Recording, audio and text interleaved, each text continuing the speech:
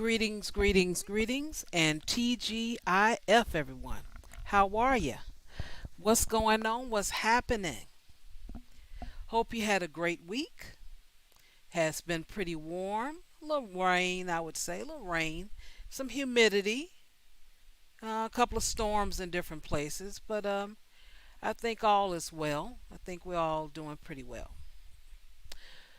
For me, yeah, the humidity hasn't been my friend today, but I still made it. I had been trying to keep the air off, but I just had to do it because I was just too uncomfortable. So I want to be comfortable, so I had to give up that fan, just circulating the warm air, and just had to do what I had to do. You know how it is. But I'm glad you guys made it. Hope you're well. Hope your week wasn't too bad. Hopefully it was, kind of peaceful. That's what we want, a peaceful week. Well, tonight I'm going back down memory lane. Yes, I'll be doing some singing.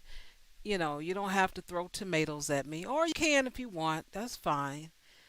Um, I always say everyone can sing.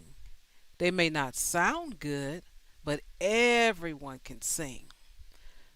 So because I'm a believer that everyone can sing, I'm gonna sing. um, Ruby was frightened off. It may be a while before she shows up because she has to put up with me on, keep the beat because I have shown my lack of talent of singing on the show on Wednesdays, and she stuck around. You know, she was in shock and she had some ear problems, afterward, but she came back. So I could only, just spoon feed her of my beautiful voice because there's only so much she can take. So I am cautious of that. So I'm all right. But she'll be all right. Just don't tell her, every time I'm going to sing. But no, I'll announce it. I don't have no problem with that. But yes, I am going to go back down memory lane a little bit. So just got to be prepared. Now, last week I mentioned to you guys that I had went downtown and I noticed that a lot of the restaurants and stores and those businesses, they were gone. They had to sign up for leasing, and a lot of the jobs that are left, they have less people doing them, and they're trying to get you to do the work of more people. That is not something that is in your imagination. I'm sure everyone can feel that. And the next day, last Saturday, um, Richard Wolf, oh, I love his videos. You'll see from time to time BGS will upload something from him. And what he ended up doing, he did a video and he was talking about that there isn't a labor shortage, but it's a class struggle. So I really enjoyed that video. And I'm like, this is what I was talking about the day before. You got folks, you're trying to work them harder, the same wage or less.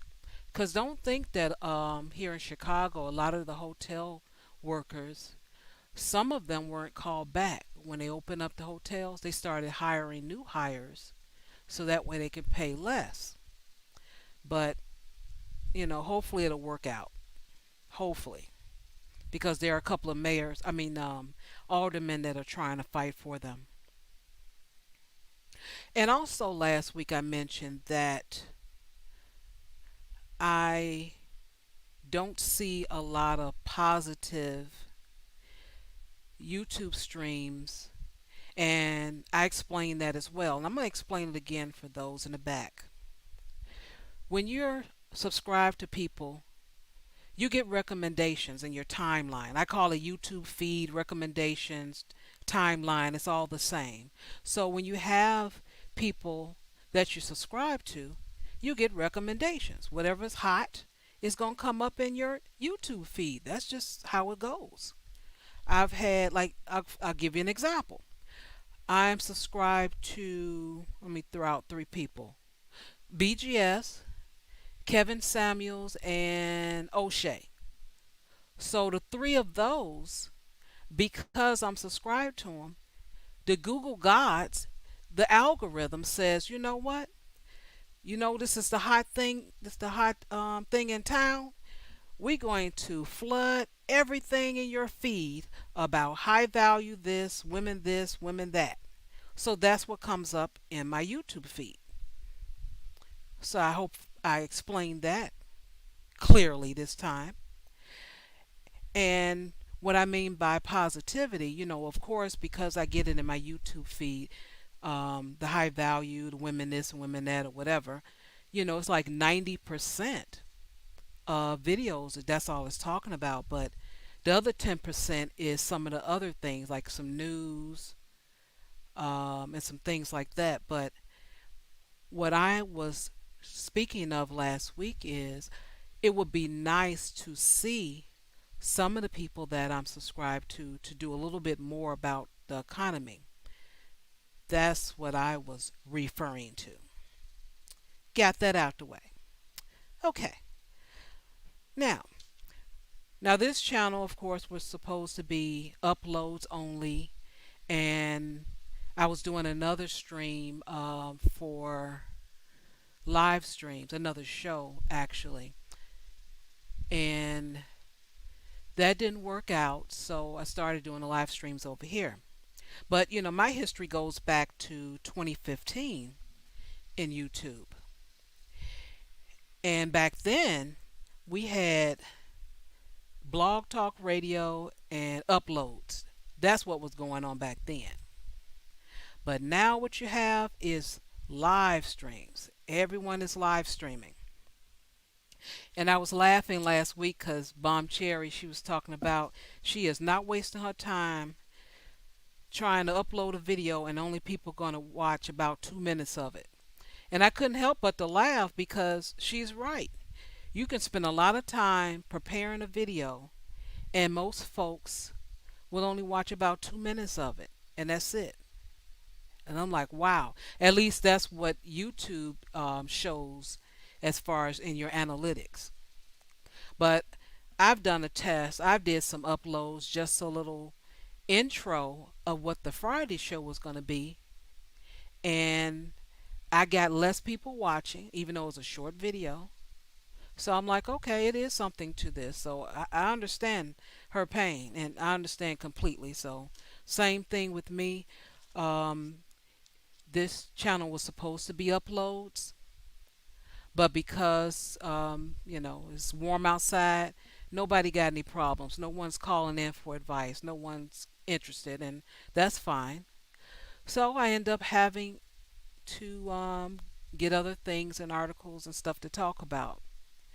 Really wasn't something I wanted to do because you can run into circular arguments. It's so simple to go in that direction, and I try to leave that alone. I don't like seeing it, I don't like watching it, so I don't want to participate in it.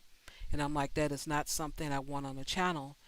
And I've even announced a couple of months ago that I'm even willing to not even have a live stream if I didn't have letters, because I'm a problem solver. That's just who I am. That's kind of like what I like to do. You know, what's going on? Let me listen to it, analyze it, and see if we can find out some ways to solve the problem. So, I had a couple of people would tell me, "Hey, you're pretty good," because I spoke with a lot of people offline or whatever, and just happened to be something we just got into something as far as speaking it, for advice, and they say you should do a channel, and this was back, I think this was 2017, and I'm like, I'm a background type of girl. And they're like, no, no, you should come on. I'm like, I think these people are just blowing smoke up my behind, but I might try it one day. So one day, a Zero had asked me to do the Neo sector for women. So I did that for a little while, but couldn't get people to support, so I pulled a plug on that. But I tried. I tried it for about 3 months, I think. And then for what else happened after that? So um, I'm kind of going off topic a little bit. I want to stay on topic. But anyway, It's supposed to have been uploads, but everybody like live streams. It is what it is. So that's where we are today. Okay, so that's what I'm gonna do. And not only that, to get those 4,000 hours, good lord, I'm like, a lot of people can do it because they, live stream for 6 hours or longer. I'm like, God bless you. I got other things to do, people to see, a man to talk to, a dog to walk, anything besides just talking. I just don't have that much to talk about. So, 2.5 hours is good for me. Get in and get out. And DeAndre always teased me about that. But by me being in the background, I see what goes on. After a little while, next thing, people start insulting each other. They argue about opinions. I'm like, all it is opinions. That's all it is. Opinion. I want to go left, you want to go right. I shouldn't have to fight and threaten you because you want to go left and I want to go right or whatever.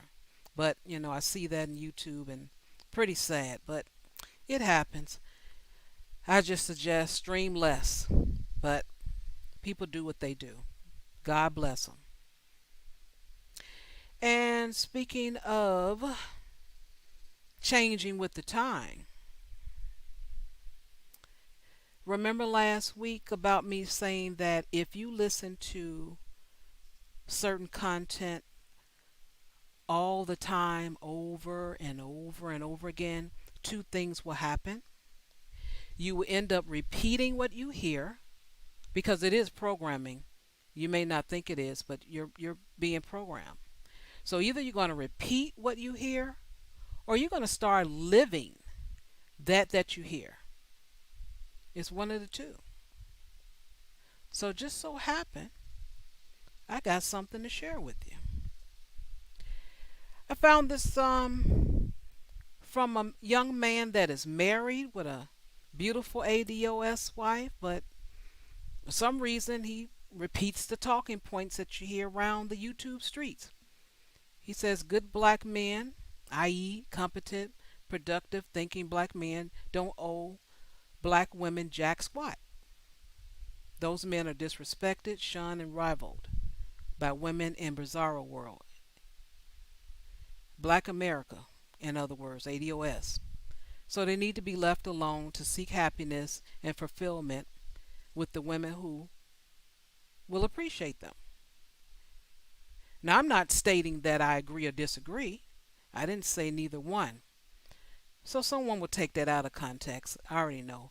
But what I'm stating is for someone that doesn't have a dog in the fight, they're repeating the same thing that they hear because that's what happens. It goes in your psyche. People don't think it does, but it does. It goes in. It's right there. But people don't believe that. But hey, I'm just trying to tell you. I'm just trying to tell you.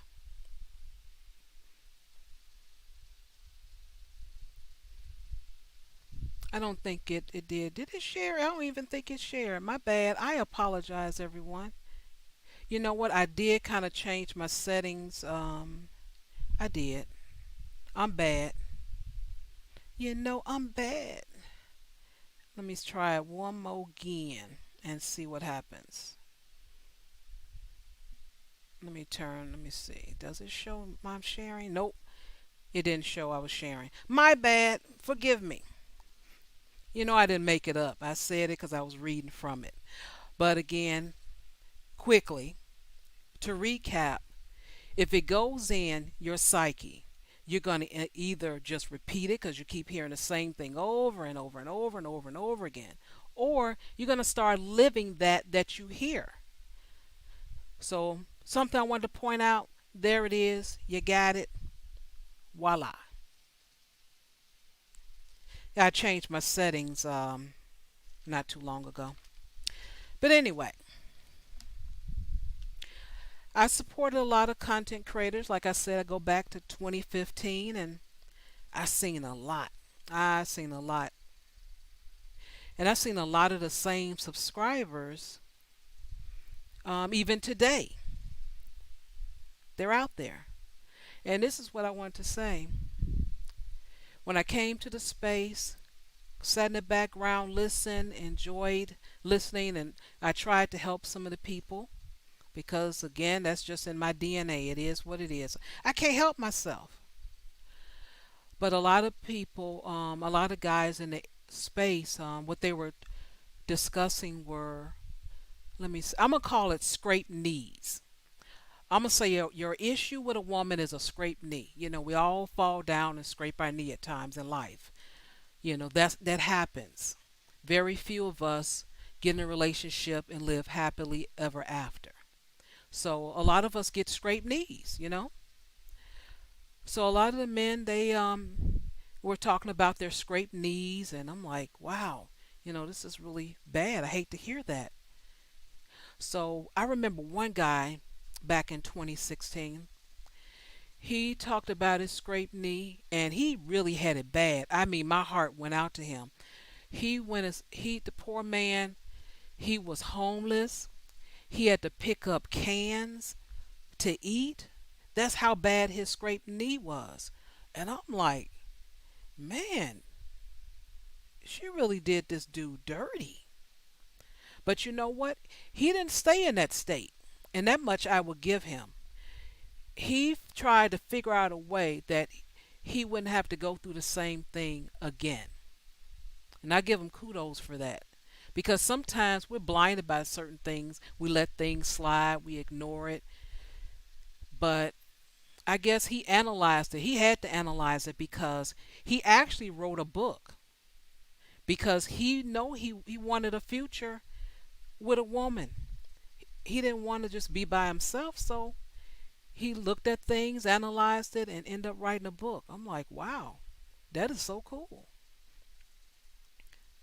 Now, I know we all have scraped knees, as I said, and I can't even imagine any of the scraped knees that I have that I'm gonna give up the opposite sex. I'm sorry.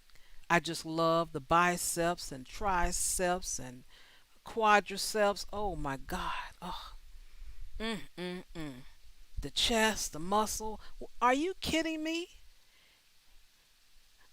Scraped knees. My first scraped knee, I was 18 years old. I cried, boo. I was what, 18? Yeah, I was 18. My first scraped knee. But you know what? It took a good week, and I was better. I was in better shape. But it was tough. I ain't gonna lie. That scraped knee was rough. But again, at no time was I willing to give up a man. Hell no, for a scraped knee. I don't get how I hear a lot of women talk about some men ain't this and men ain't that. I'm like, well, it's a whole lot of men. So all I can say is go down the line till you find one. So anyway, like I said, the guy was really in a bad way. He was homeless. He ended up picking cans and everything, but he ended up writing a book. He made some goals with himself, and I must say, he did remarry, had a child, and everything. So he went on in life. God bless him. But as I said, with the scraped knees, some of the scraped knees, some of the same people, they're holding on that same scraped knee. Now, like I said, I know it's tough, but I'm not understanding, you know, some of them scraped knees. Like I said, first came around listening to men and their scraped knees in 2016, and then about a week later after that, I started hearing some talking points about abortion statistics, and I started wondering. I'm like, man, what happened to him? Did his he get a scraped knee from a woman that aborted his child and he wanted his child? But I never heard him say it. And a lot of guys I hear talk about these statistics, I never hear them say that their child was in a statistic. So I just shrugged my shoulders and kept on going. Then about months later, I started hearing some of these guys with the scraped knees talk about women wearing weaves.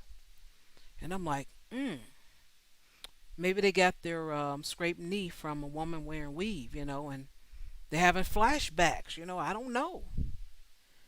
But I never heard any of the guys said that their scraped knees came from women that had weave. I don't know. Not quite, sure what happened. Then the time continued on. About a year later, I started hearing about these men with scraped knees talk about um, the single mothers were no good and some other stuff. I'm like, wow. Hmm. Well, if they're not with the woman, if they had a child, then she's now a single mother. You never know how that happened, because haven't really heard many details. A couple of guys here and there, but normally I would say 90 some percent, no one tells you about, a single mother. They just never say that they had a child with the woman that gave them the scraped knee, and now she's a single mother. Then I was thinking, you know what? Maybe they were dating or tried to get with a woman that was a single mother and didn't work out. So now they, just said, this that's why they're riding with the new talking point. I'm like, that could be it. Okay, that could be it. And then about a year and a half later, next thing I'm hearing and is black boys' reading levels. And I'm like, yeah, because I remember being back in school in the 80s and 90s. The boys' reading levels, they were very low. They'd be in the back of the class, joking around, cutting class, getting high. And getting high back then was just, they called it reefer back then. It wasn't marijuana and all these other terms. And they would get high. They would cut school sometimes. And, you know, and then also, you also have to look at the system, how it's set up. It doesn't really cater to boys as much as it does to women or girls. So I'm like, there is that. But in none of this did I hear a solution. So I'm like, okay, well, okay, whatever. And then 2 years later, I started hearing about sex dolls replacing women. And I'm like, okay. Now I know the scraped knee might have been bad, but come on now. You're going to replace a woman with a sex doll? Really? So, they seem to be serious. So, I don't have a pension. So, hey, I'm just saying I was trying to find a way to make some money. And then also to help out, because, like I am, I will help out. So I started asking them, I said, well, how are you going to clean it? Because it needs to be clean. And I'm just saying from relationships, I don't know, but normally when we get done, you kind of go to sleep most times, whether you roll over and catch your breath and then you nod off to sleep, sometime with the condom on, sometimes not. So I'm just thinking, if you have a doll and you do the do with the doll, more than likely you're not going to clean that out. So maybe I can come up with a service. So we were joking in the chat room. I put 1-800. Now I put 1-888 clean doll. I think it was something like that. Oh, I'm serious, crew. I don't have the shame. I'm sorry. I don't have a pension. I'm trying to find ways to make some money. So and Girl. help people. I remember that. I'm not trying to interrupt Oh because the no, baby. Shark Tales are great. Like this is like Office Tales version these streets. So I'm enjoying it. But Girl, I remember. For y'all who weren't Welcome. How there, you doing? oh, I'm good. I'm really great now with all these stories.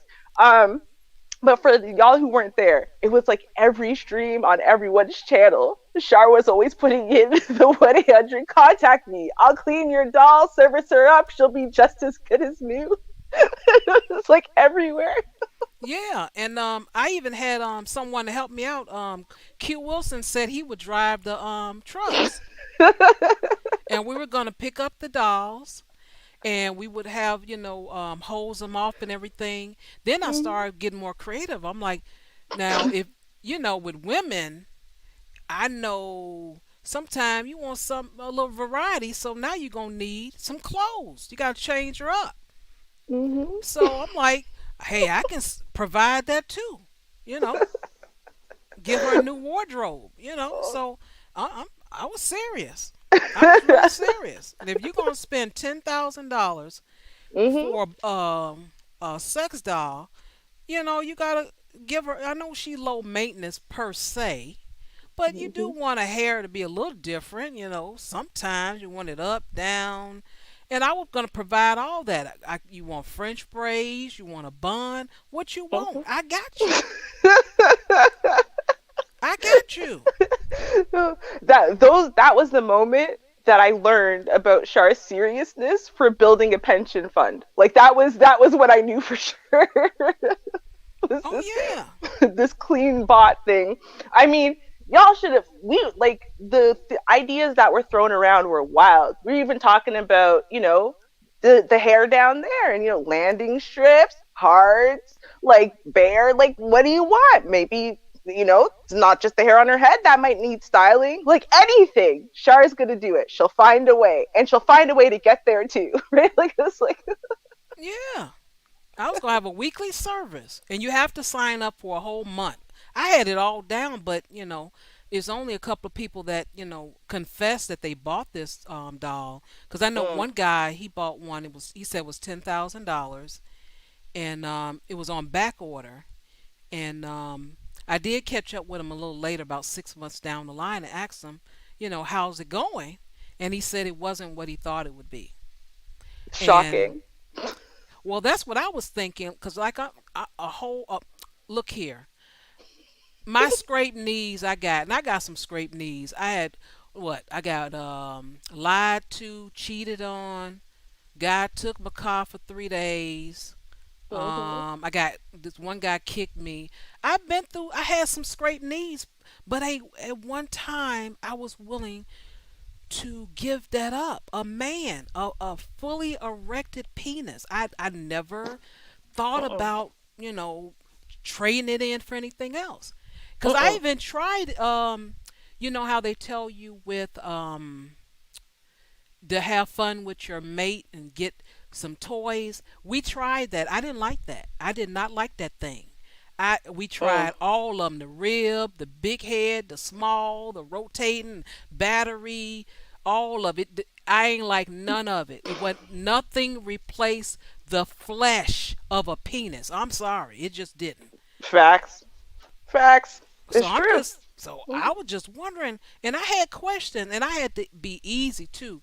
I had to really be easy when I asked the questions because I don't know. People don't like when I ask questions, and I'm not being insulting. I just want to understand. That's all. I Mhm. want to understand.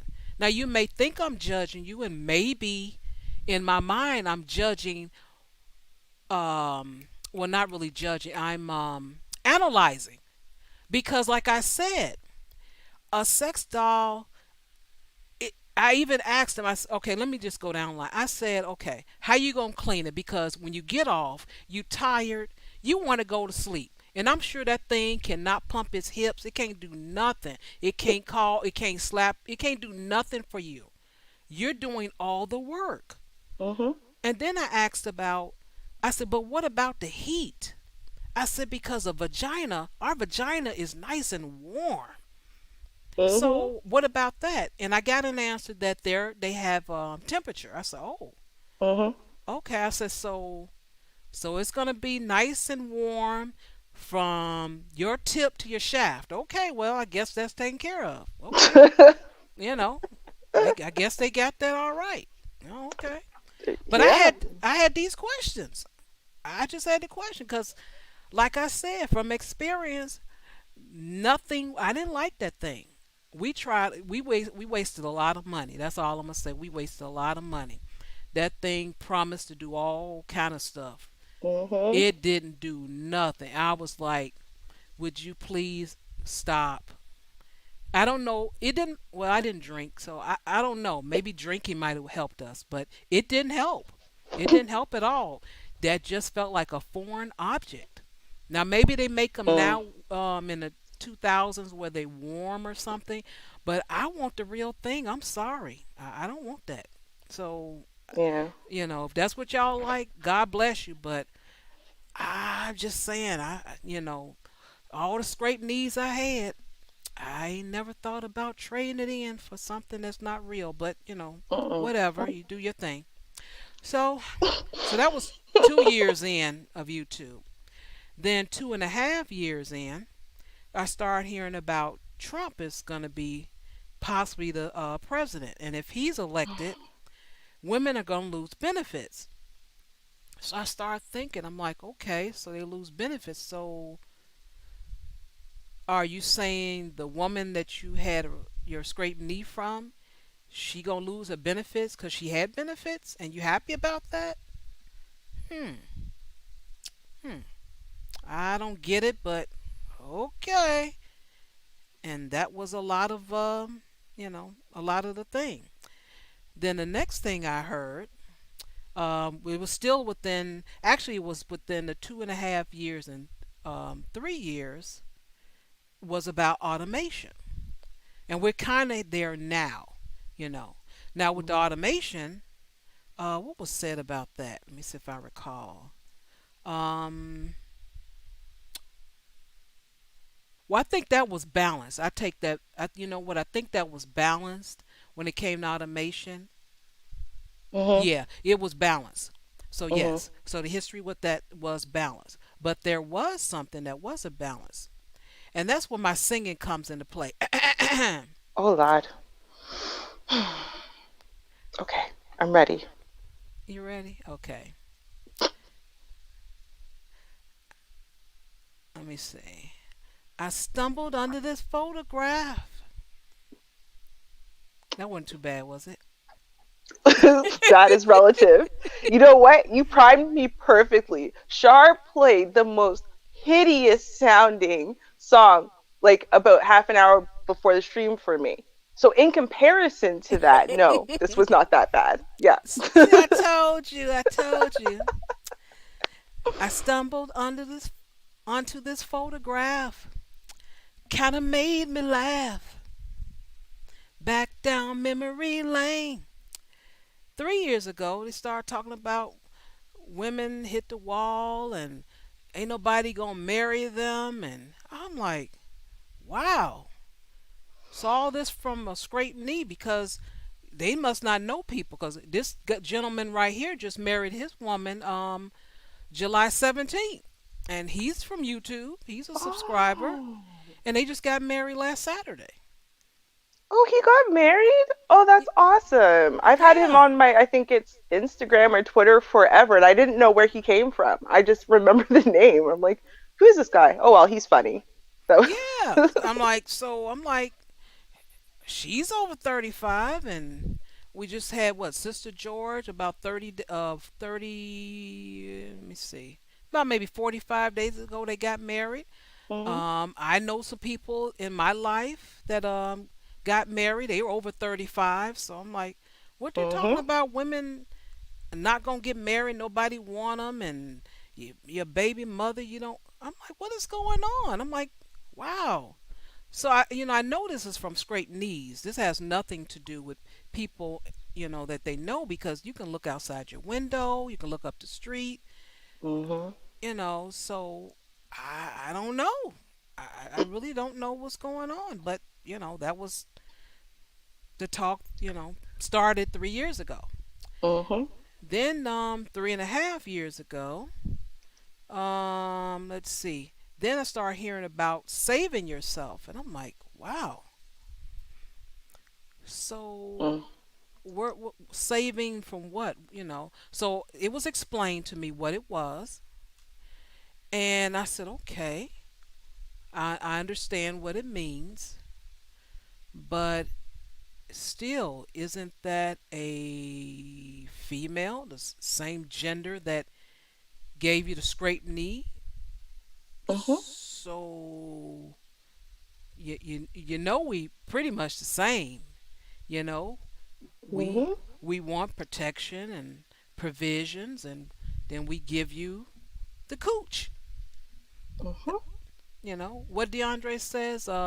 P2 times P4 equal P. Yes. That's what we do. Mhm. You know, you take care of us and make us comfortable, and we can rest in our femininity. We there. But we get Mhm. uncomfortable when things, you know, we get a red light bill in the mail. We ain't gonna rest too well. You get Mhm. another late notice about your rent or mortgage. Hey, we not resting too well. You will see another side of us when we can't rest in our femininity. So I'm Mhm. trying to figure out, you know, how that's going to work out. But, you know, like I said, I just listen and move on and keep to myself. I don't have any problems. But anyway, and then 4 years later, um, was it 4 years? Yeah, I think really more so 4.5 years later, I started hearing about Trump going to be reelected. So he went through the pregnancy and everything. So now pregnant, I'm about to say pregnancy, the Pregnancy. presidency, right? Probably behind the scenes somewhere he did, but yeah. Mhm. Okay. So he went through the presidency and everything, and you know, I didn't see where, you know, any homeless folks, extra homeless folks, or anything like that. And I just really found it kind of sad to hear the guys with the scraped knees to celebrate that if that was to happen. I'm like, why? You know, why would they celebrate it? Because, you know, is that your woman, the one that gave you the scraped knee?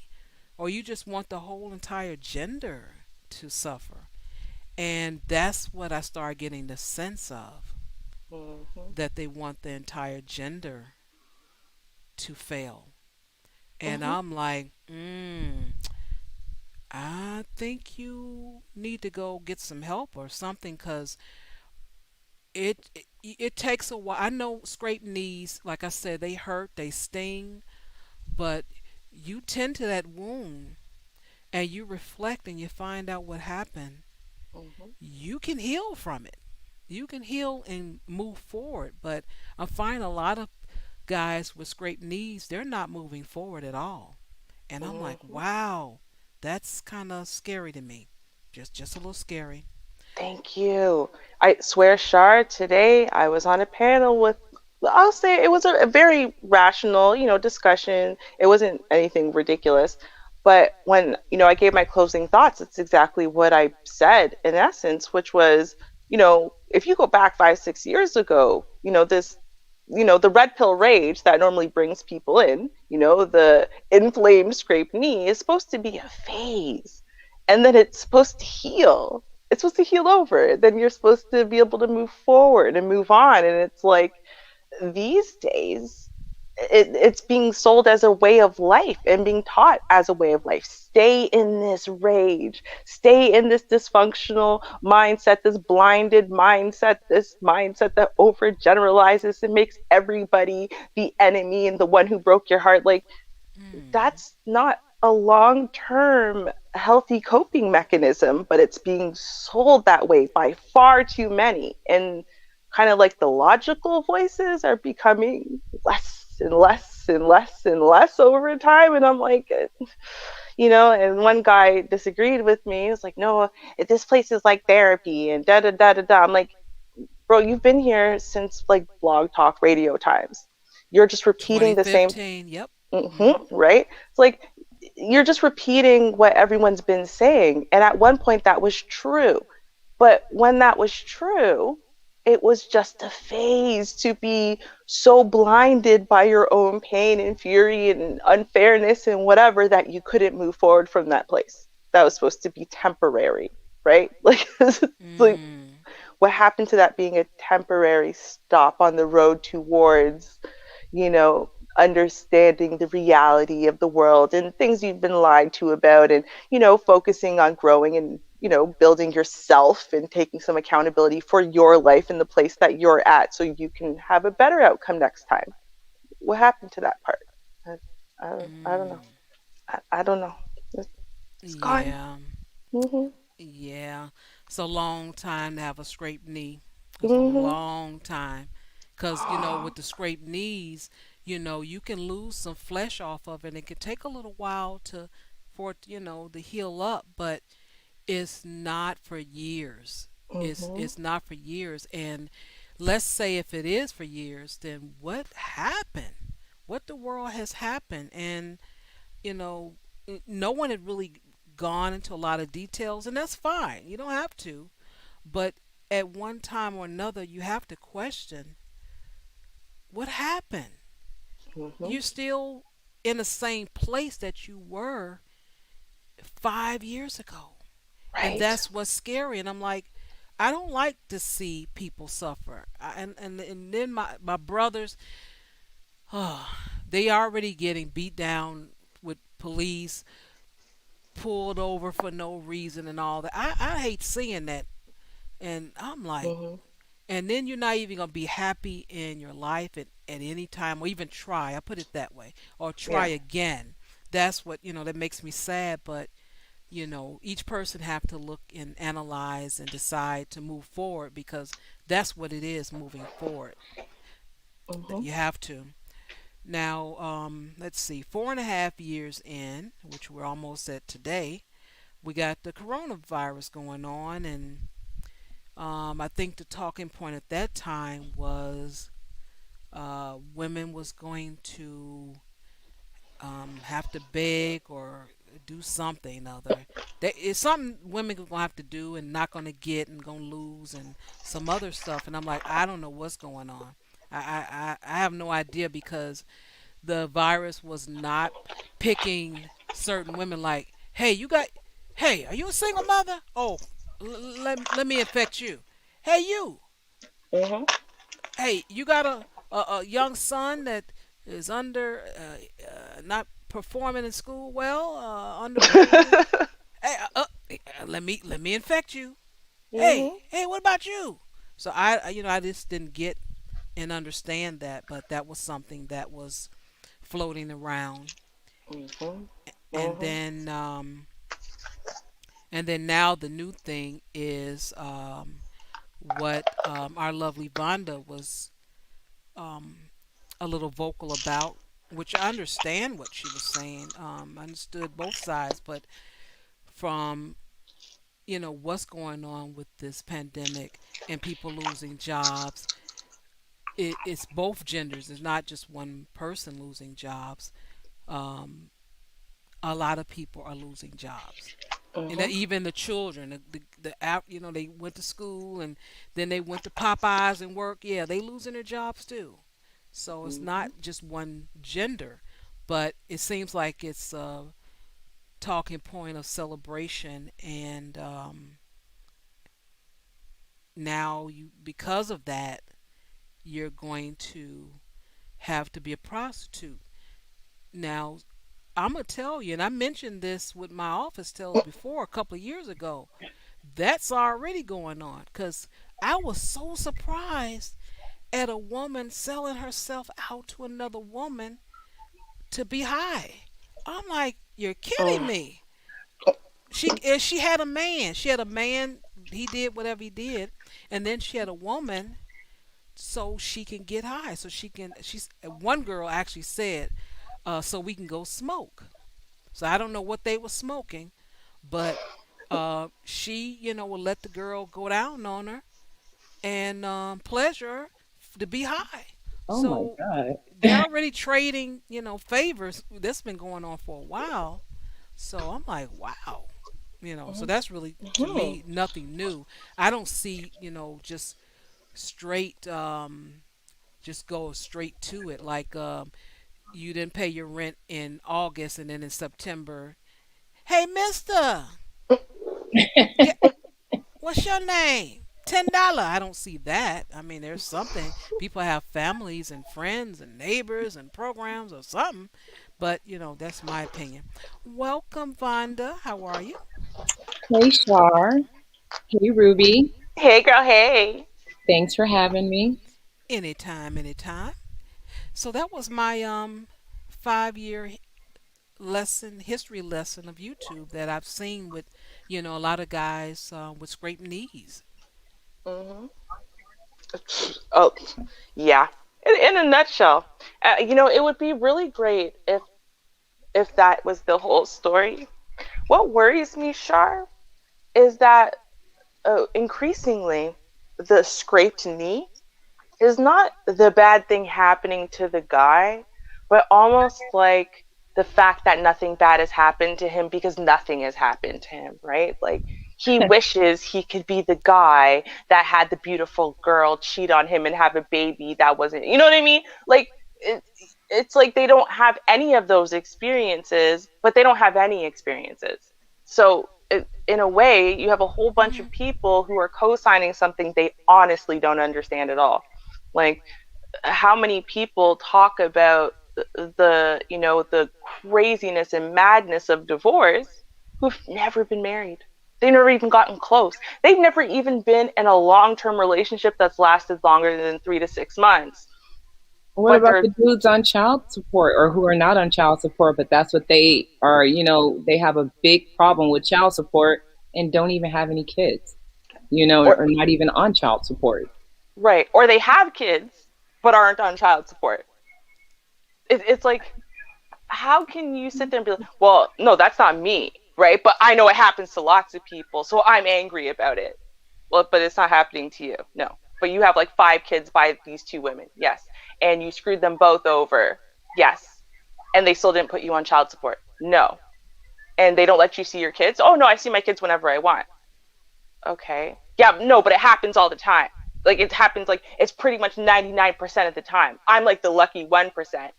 Okay. How many here are the lucky 1%, right? And then like pretty much the entire panel raises their hand and you're like, "Well, okay. So Hmm. how many people do you think are in this sector even for you all to be the lucky 1%? Like that's crazy.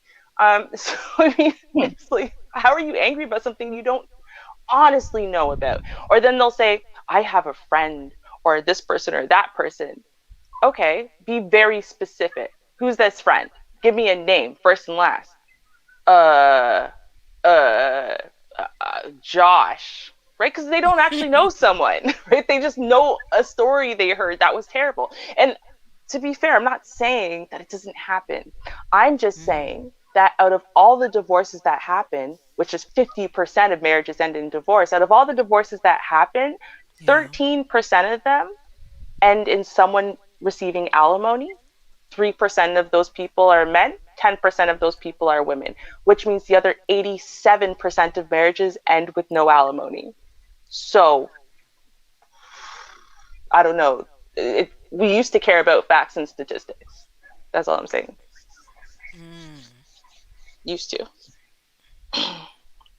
Yeah, I like I said, along the line, I really haven't heard specifics. It's just a few specifics, some stories I may hear, but a lot of people just repeat what someone else said, but it doesn't apply to them, or at least it appear it doesn't apply to them, and that's what's a little strange to me. Mm-hmm. And like I said last week, I'm just used to men being goal oriented.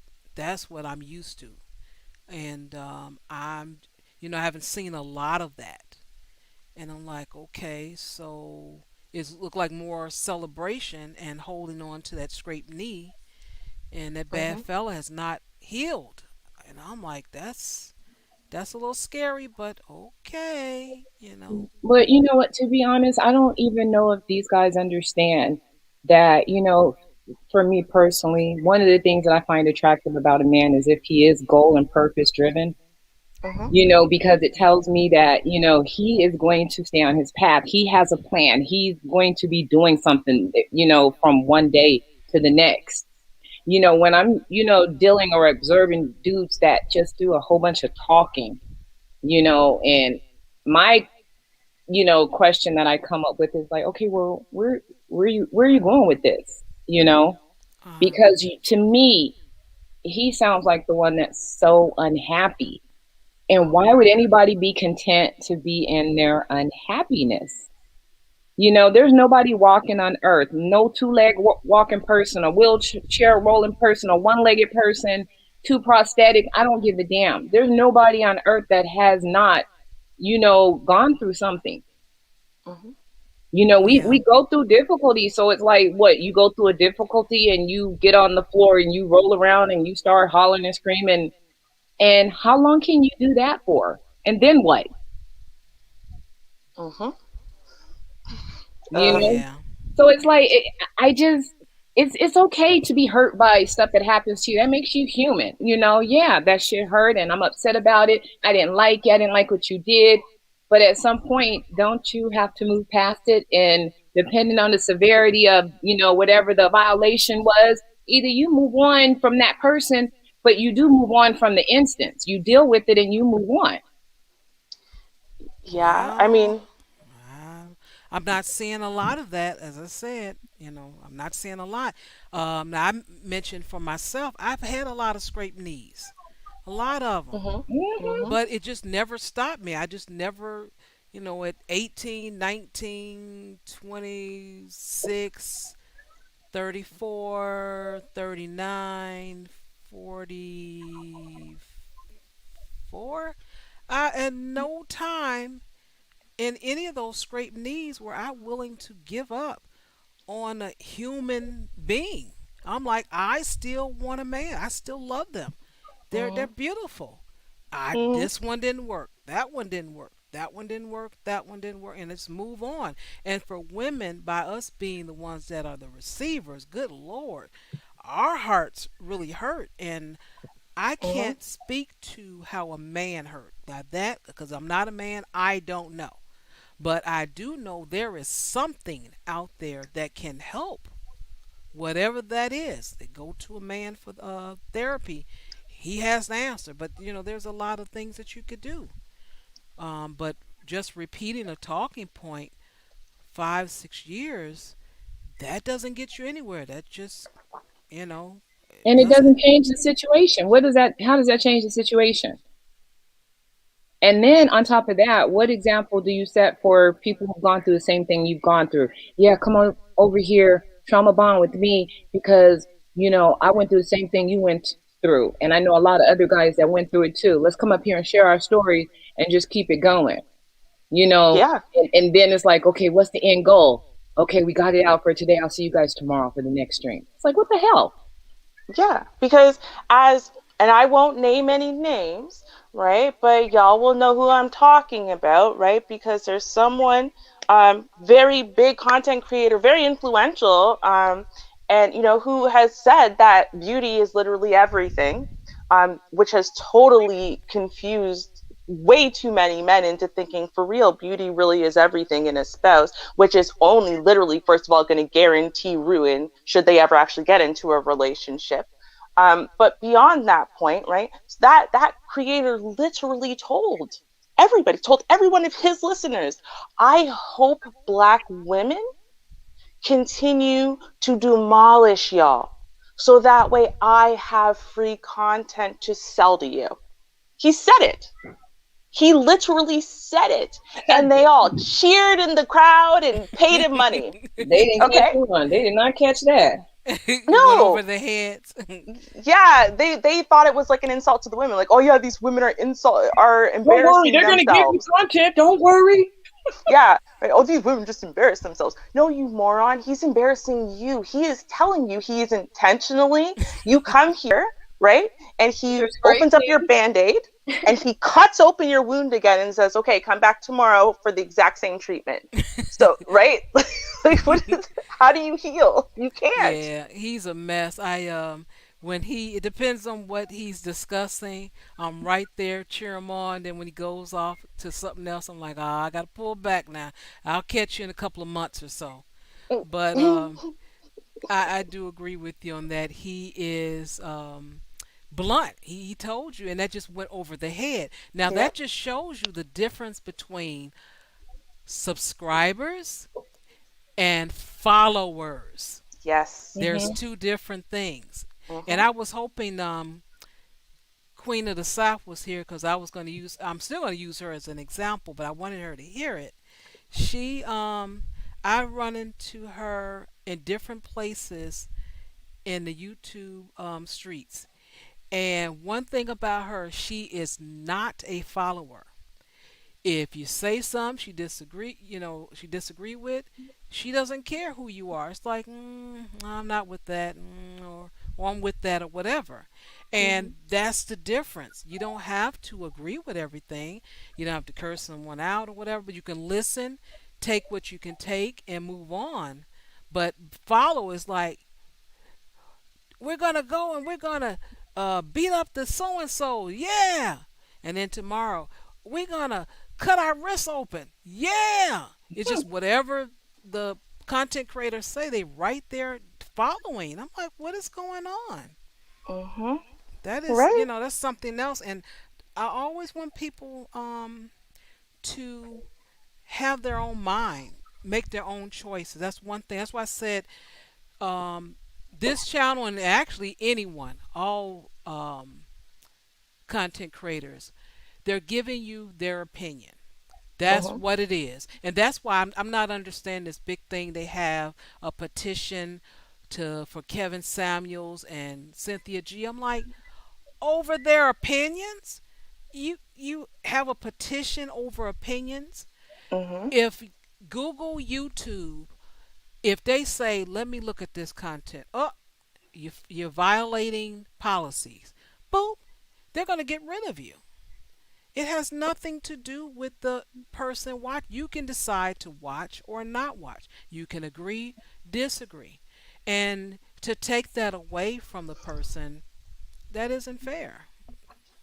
No, it's not. Although, to be honest, I have an issue when I Mhm. hear people say things that I know are not only factually incorrect, but then they're stating it as a fact, and that could actually be harmful and detrimental.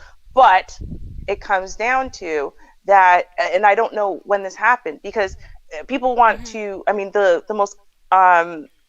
most common connection we make with accountability these days in these streets is women lack accountability. No, society lacks accountability because apparently no one is accountable for listening to a message and then looking into it themselves so that way they can form their own opinion. No one is accountable for hearing an opinion, hearing someone tell you facts and then give you their opinion or conclusion of what those facts mean, and then thinking about it on their own terms. No one is accountable for even the messaging that they receive. They should, everywhere on the planet, should be a continual safe space for them, right? Where they can go and just rely on all the information they hear and rely on the fact that they'll never hear anything that's going to hurt their feelings, that's going to insult them, that they're going to disagree with, right? And if it's not, well, that's a terrible place, and that person should be canceled.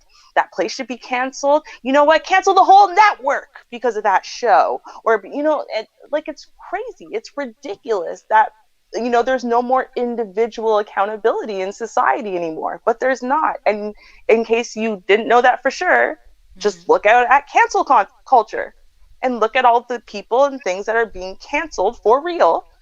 Shows that are being cut off, like real ones that had multi-million-dollar backings for years that are now being canceled because some subgroup of the population had their feelings hurt.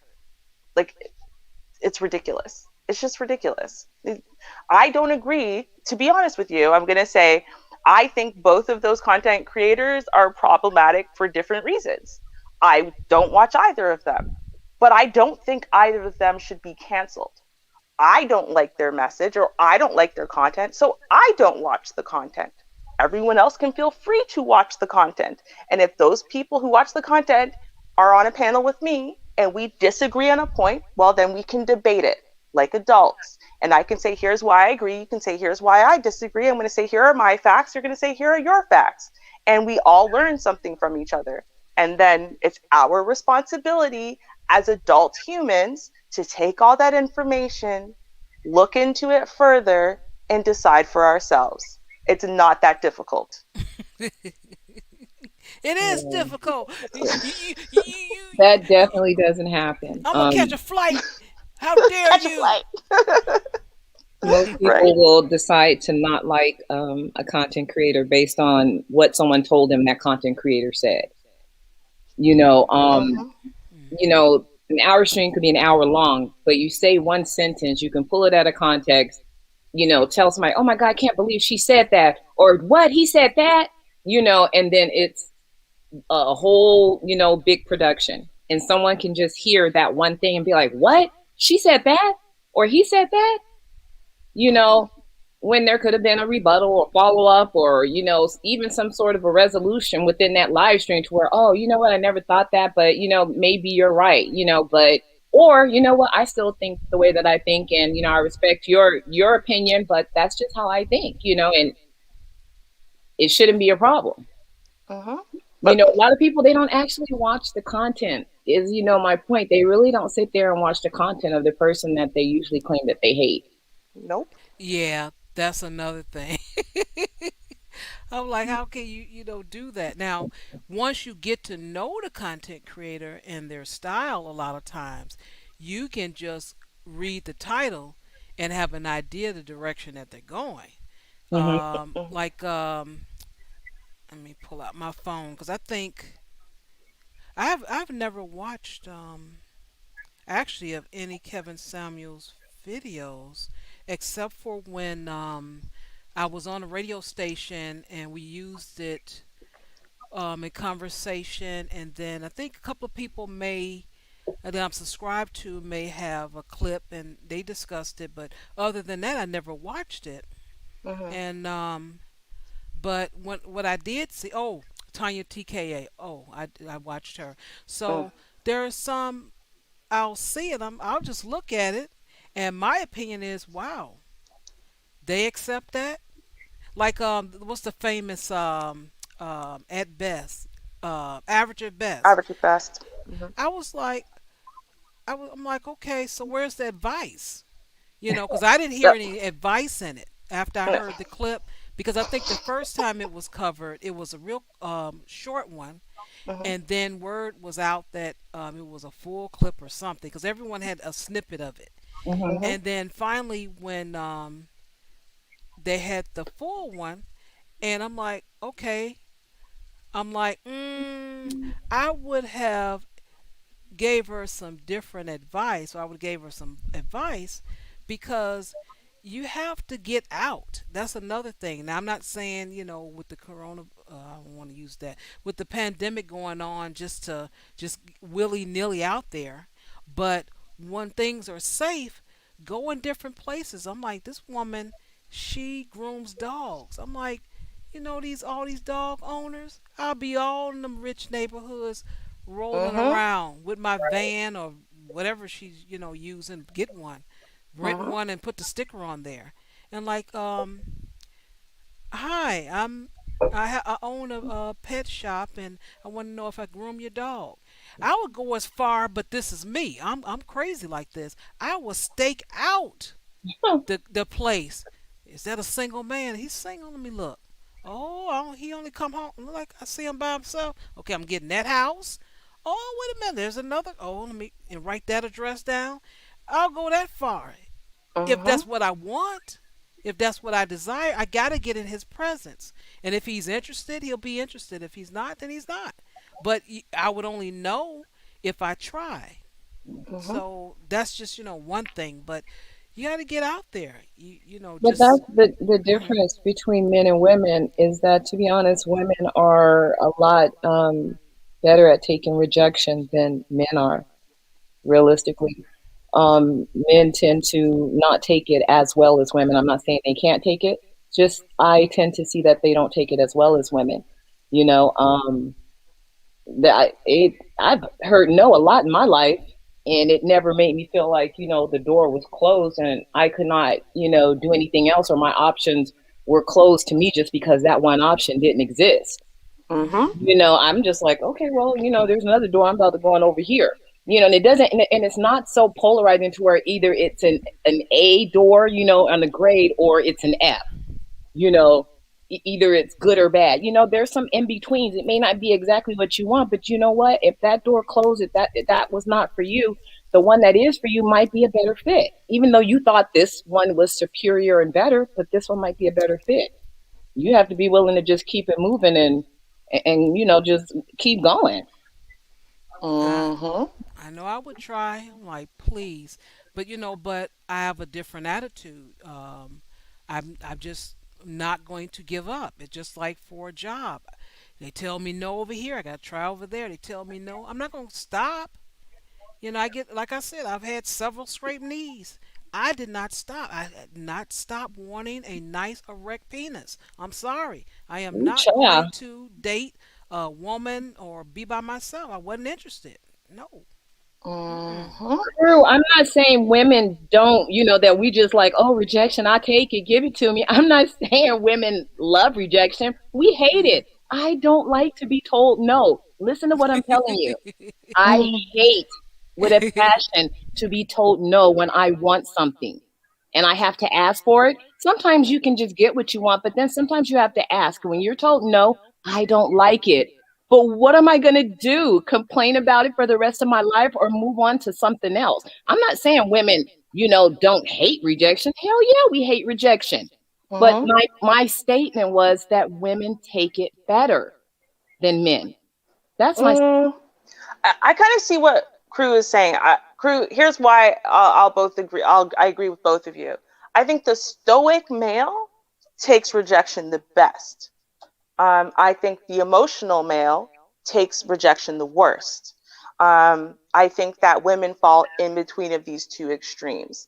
So, with that being said, I think it depends on the individual male that you're looking at. And I do think that in society today, we might have a slightly higher proportion of emotional males, or at least a much lower proportion of stoic males. So, I kind of agree with you both on that, because there's a reason why most women, most, not all, but most women don't approach, and it's because they ever tried it once in life, like myself, got rejected once, and that was enough for them. I would rather die alone than get rejected again, right? Like, I no, seriously, I would rather Oh. send you some choosing signals from across the room, and if you want me, you'll come over, and if you don't, I could pretend I was smiling at the guy behind you, right? And either way, my ego is saved, so we're good. Right? Whereas in men can't do that. Like, women can kind of do that, and for the most part, we expect men to do the approaching, right? Whereas in men can't do that. When men do that, like, and then they go, "No, I was rejected like once," we laugh at them, right? With women, they'll be like, "Oh, that's a cute story. Yeah, we get it. We women, ha ha ha." Right? But if a man does that, we will laugh at him and mock him, like, "Bro, you got to hit on 100 to catch one." Like, you know what I mean? So the Mm-hmm. expectation is a little bit different. So that's why I think the kind of regular, everyday rejection that men kind of have to go through, in comparison to the kind of regular, everyday rejection that women have to go through, is different. And I think on the metric that Crew's talking about and probably thinking about because he's a man, yeah, I would say we fall somewhere in the middle of those two extremes. Hmm. Well, I guess, but whatever. I've had my feelings hurt. I've been heartbroken when I really wanted something and I couldn't get it, or a dude, and it's like I was not his cup of tea. Because, contrary to popular belief, everybody is not everybody's cup of tea. Hmm. Sometimes you'll look at a person like, oh, I bet they never have trouble, you know, and they may have all the trouble in the world, based on different reasons. You just Hmm. don't know what a person goes through. But that's what I was saying before, that, there's nobody that walks through life and everything. They just grace through everything. Now some of their experiences may be different than the next, but that's just what it is. Nobody walks in another person's shoes. That's true. That's fair. That's fair. Mhm. Well, welcome to the panel, Shadra. How are you? Hey, Chandra. Hey, a hole Hey, corner. good evening. Oh, I want to hear what he has to say. Well, I do want to respond to you, Rhonda. I'm not waiting 6 to 12 months for a cup of tea. Uh-oh. Does it sound low to you, or is it just me? A little, yeah. Okay, I'll speak up a little bit. Better? Mhm. I think. Yeah, I'm not waiting 6 to 12 months for a cup of tea. But I mean, if you want to give some live advice, okay, I'm a single guy. I mean, I just hit 30. Let's go from there. Yeah, but I mean, like, so yeah, you have these abortion problems everywhere. Black babies being aborted everywhere. You could see based on the statistics, right? Uh, What advice would you have Sir, for me on that, sir? are you looking to have children? Yeah, I think S- almost every guy's looking to have children at some point eventually. So are you discussing with or are the women that you are approaching, you're talking to, are they interested in having children? Some of them are, some of them aren't. I might not be actually approaching too many right now. Well, that's the direction you should go if that's what you want, a family. Absolutely, because Yeah, to be but honest, what about all these what about all these abortions though? Were any of them your children? that's a good one. I mean, that is true, sir. Were That's any of them good. yours? I mean, Well, not actually mine, but they were black children. They could have been mine. So are you Mm. interested in adopting? Is that what you're looking at? No, I'm not actually looking at adopting. I want to have my own children. Okay, so again, none of these children that were aborted were yours, correct? Yeah, that's true. But I mean, look at the statistics. How am I supposed to go out into the dating market knowing how many abortions there are and be okay? I don't know, but I will say the statistic of you actually going out and coming back without being stopped by a police officer is a little bit higher than your chances of having a woman abort your child, especially if you're not dating at this time. Okay. Okay. Now let's say that I go out and I start dating a chick, and there's all this. You know how it goes. We actually start getting things together, and we try to get married. What am I supposed to do about that 50 to 60% rate of divorce? That's just a chance you're going to you end have up to taking. take. Yeah, you cannot bring that into your relationship, or else you're never gonna do it. You know, if you're getting with someone who believes in marriage and you believe in marriage, and that's something that you two are willing to work on, good, bad, and everything in between, then that's what you're going to do, because it's not going to always be good.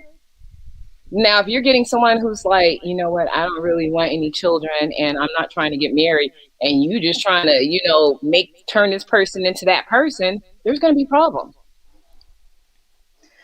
Oh, Yeah, could I yeah, ask but you why you care? Like, why do you care about the divorce rate? Is it just because you'd be well, devastated if marriage ended, or something else? no, because look, like these divorces, very often when you have children, divorces end with the mother getting custody and her getting child support, and she takes half or whatever you built up. And I've been out here in North Dakota busting my rear end, making a certain amount of money, and I can't just be giving up half that money just because she decides she's gonna walk away. Mm. Mm. I Well, would I mean, say, go ahead. sorry, go ahead. Oh, go ahead. You Oh, okay. started. Go ahead.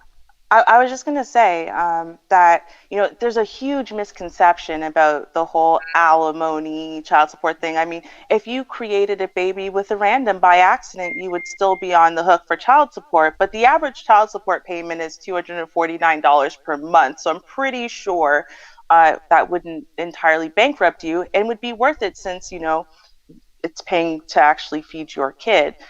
With that being said, of course, alimony could be a concern, but really only 1 in 10 divorces end in a man paying alimony. So the But numbers are a little overinflated. why would I want to pay that $250 $250 a month in child support when she's more likely to get custody of my children. Do you want your children to be like fed and clothed while you work full time, or like no? Well, what about these abortions though? Where's my belt? You know what, Chandra? You're not gonna worry us tonight. Have you thought about not having children so you don't have to be concerned about a woman aborting your child? Have you thought about that? But then that would defeat the purpose of me wanting children. It would, yeah.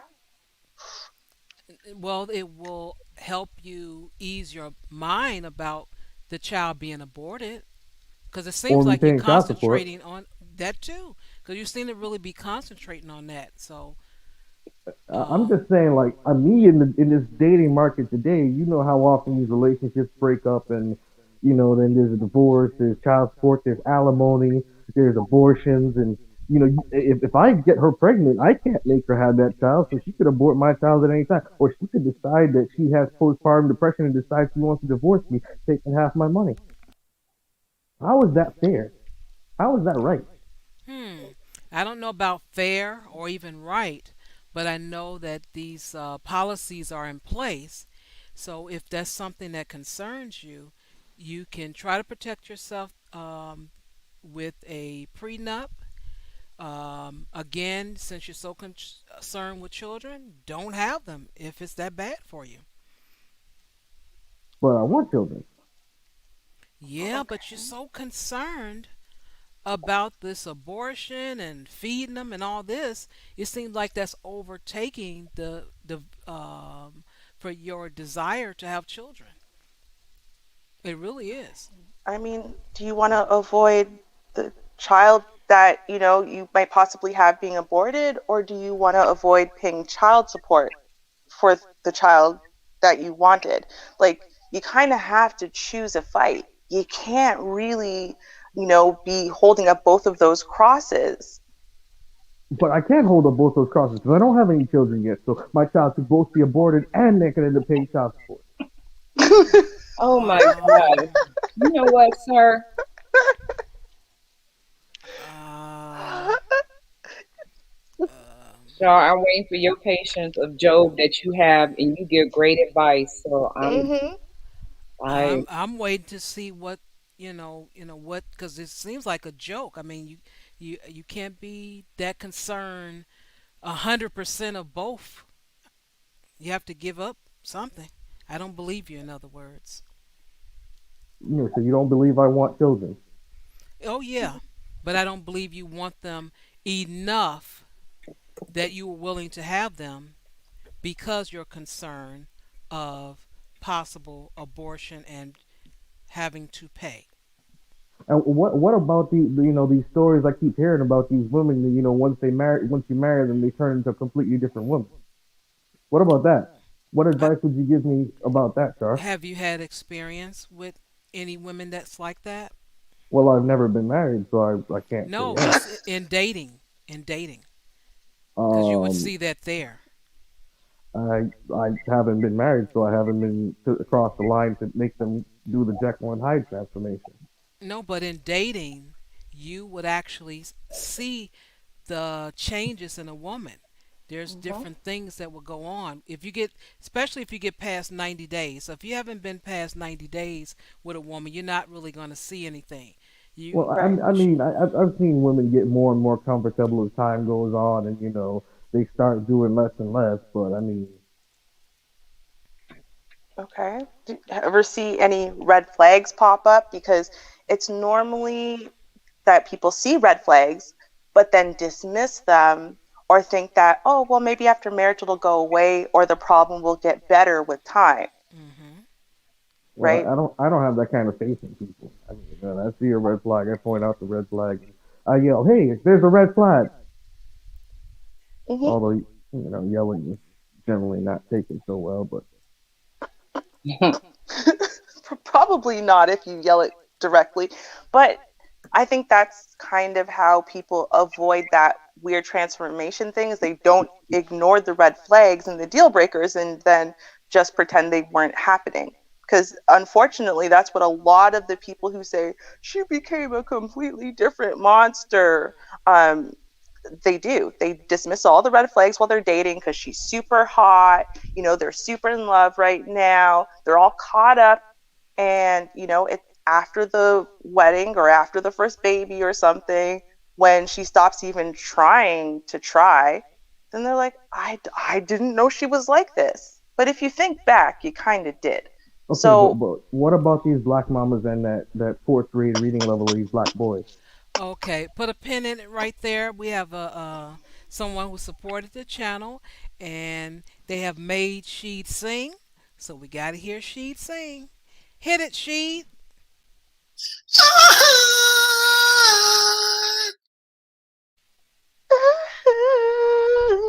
oh, love it. Love Thank you it. so much for supporting the channel. And how do you pronounce it? Because I'll butcher it. Diski? I always thought it was Discavelli, Diski. Diski Savelli, how you pronounce it? Thank you so much. Write it out phonetically for us. Thank you. Right. All right. So, what black mother? You talking about your mother? No, I'm talking about like the fact that so let's say we do get past the entire abortion thing and the child is here. I keep on hearing about these black mamas and these young boys reading at a fourth grade reading level and them being behind in school and whatnot. So I've how heard do I? about it. Okay, I've heard about the boys as well, and I mentioned earlier in the stream that I had noticed that a lot of young boys, because the way the schools are made or set up, the curriculum, they're not interested. And they're boys. They got the energy, the testosterone, they're jumping around, playing and all of that, and they want to have fun, and it's just not really built for them. But there are some steps you can take, and you can do homeschooling. You can maybe find a particular school that is for boys. So you can, as a parent, that's something that you would have to be involved in, making sure that your child does better. So that's something that you can control as far as what you hear. You can't control the talking points. Yeah, but like that's assuming I can control the woman that point there. Well, Because if controlling the she's gonna make woman. Oh, go ahead. because if she's gonna make him have a fourth grade reading level, what can I do about that? How could she make him have a fourth grade reading level? Right. She got magic or something, or voodoo, or what? What do you mean? Well, that's what I keep hearing. You got these women who these black mamas that keep bringing these children up with the fourth grade reading level, and they're not crying for success. Well, and that's where a devoted father could definitely make a difference. So even if the mother is not very devoted, isn't willing to invest that extra time and energy, daddy definitely can do that. And, that's what happens with a lot of black children. They fall through the cracks. The system, the teachers, everyone's biased against them. Well, you're just stupid, therefore I won't invest time and energy into you, and I know that because of the color of your skin. And then the parents aren't either don't know or don't know how to invest that extra time and energy. And that's where you fit in. You invest that extra time and energy from early on before they even get to school. You teach them how to read. You sit on them with reading those textbooks and, getting better and better at their reading level. But these women don't take accountability though. Um, Well, we we're talking about you, Dad. yeah, Did you hear that that part that you're the dad? You have a say in this. Responsibility also, yeah. I mean, it goes both ways. I mean, I'm going to tell you, I got the foundation of my educational habits from my father, not from my mother, from my father. We talked about it last week where I said, my dad, had a rule: you do your homework soon as you come home. And as long as I did that, I made straight A's. The minute I strayed away from that, it was hell city.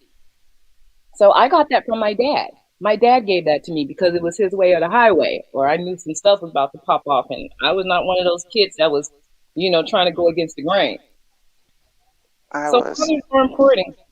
We know you were Ruby. I know I was the worst, but Little Ruby W.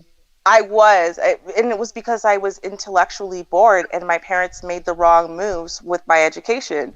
But the very next day after last week's stream, when we had this discussion, the next day I played a video of a girl, and she was 12 and breaking Guinness Books of World Records for how many basketballs she could dribble and whatever. Plus, she set a record for being the first Black person ever to win the National Spelling Bee. And then we listened to her parents talk about, well, how did she get here?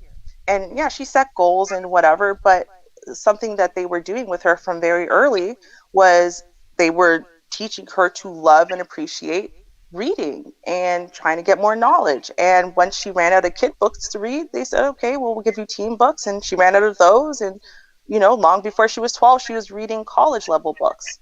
So that's definitely something you can foster in your kids. Even if one parent's not doing it, if you take that accountability, if you take on the responsibility, there's nothing your kid can't accomplish.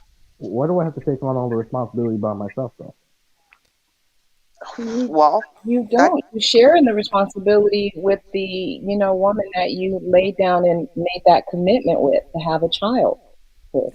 And if she's not available, then were you going to raise the child alone or just leave the child in a dark Out room there, by themselves? I mean, how, how's that going to work out? yeah.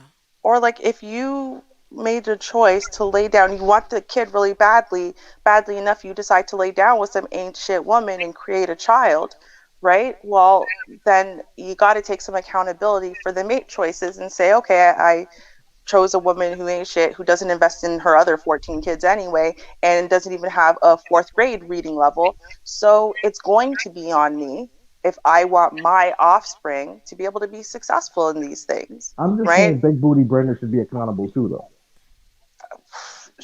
Should Is be. that the name of your woman, or who are you referring to? Oh, who did, who you choose is your baby mama?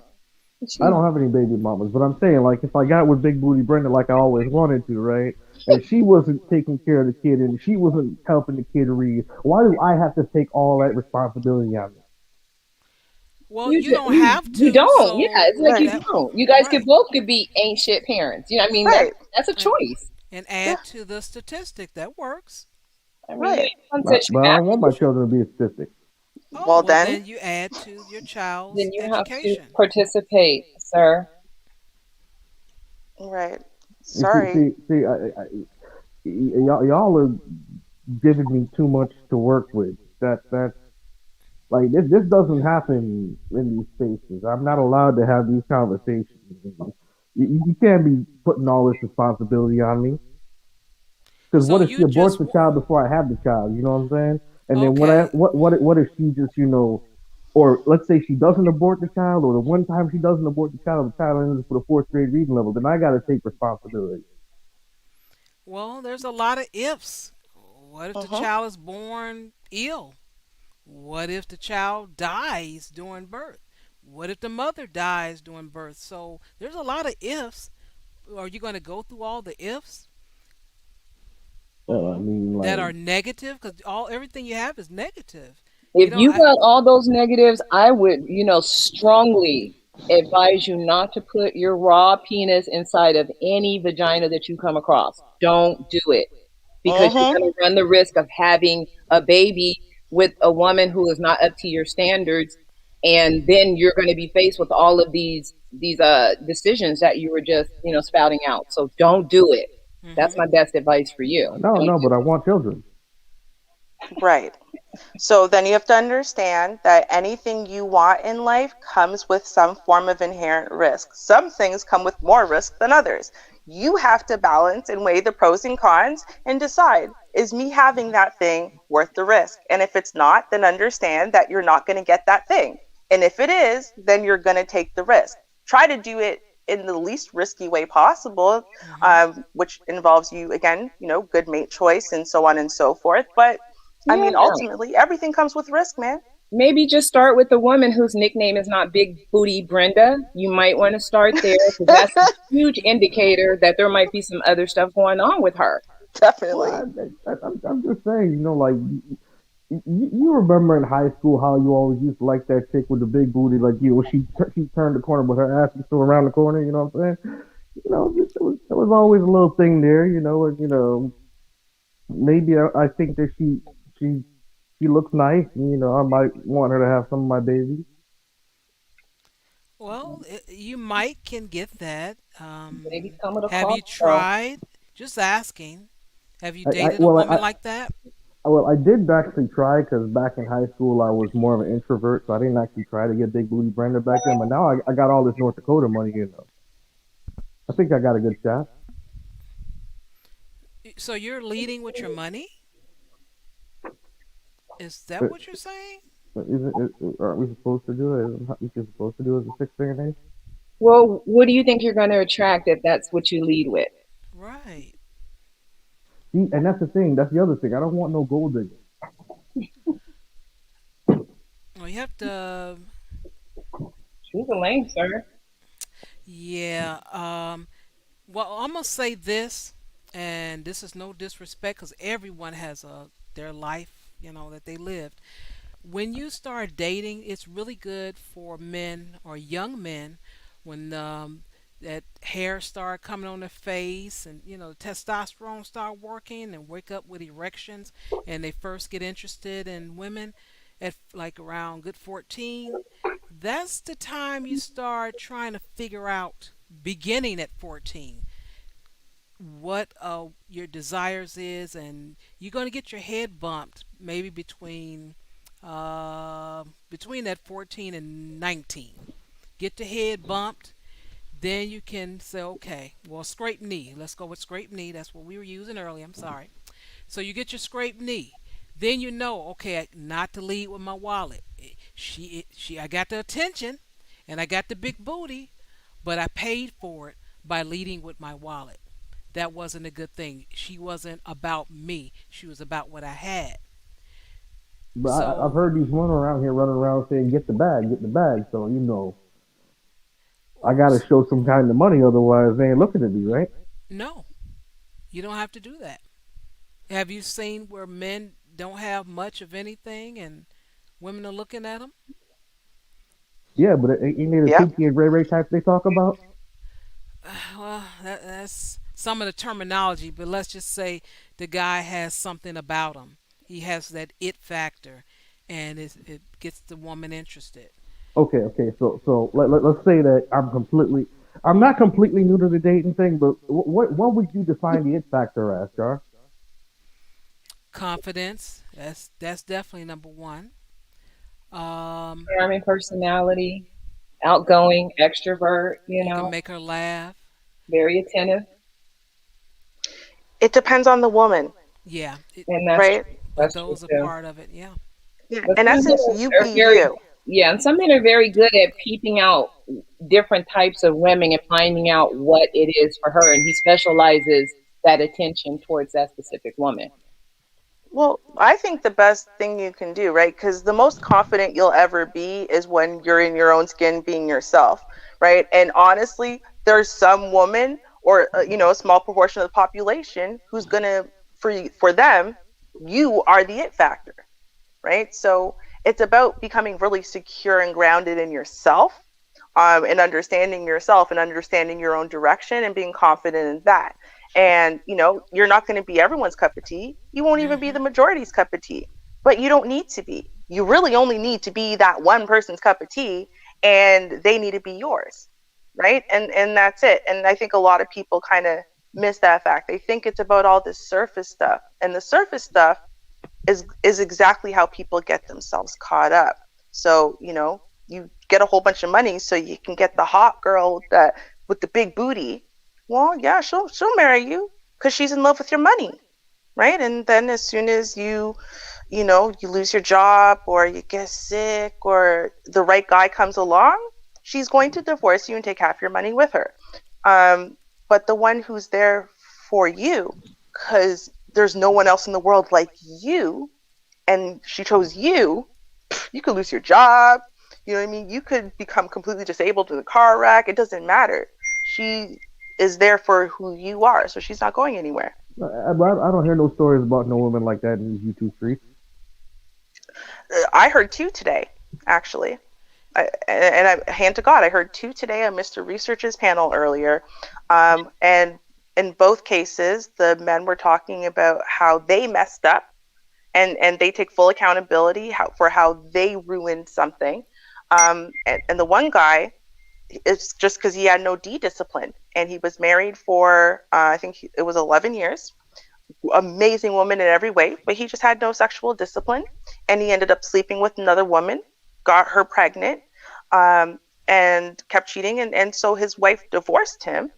Yes, but they're still very amicable, and to this day, even though they're divorced, she still helps him raise that out of wedlock child. So, I mean, it goes to show you there are a lot of women who will be down for you or support you or whatever. It's just those people aren't in these streets complaining about how all men ain't shit and all women ain't shit. Because they're out there thinking, I love black men. I love my black woman. And that's it.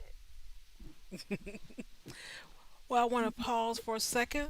We have someone else that supported the channel. We have Poetic Art. He has made Sheed sing. So hit it, Sheed.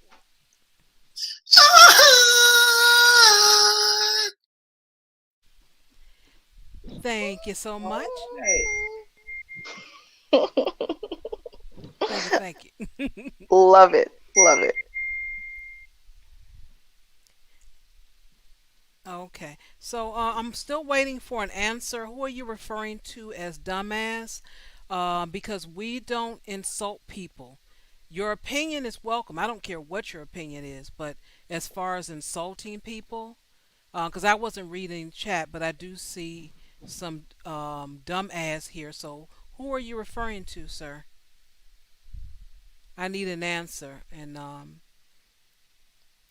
put you in timeout if you don't respond quick enough, because I know you hear me. So Huh. anyone, you can have your opinion. I don't care what your opinion is. All opinions are welcome. But insults, name calling, we don't do that here. Sorry. Wrong channel.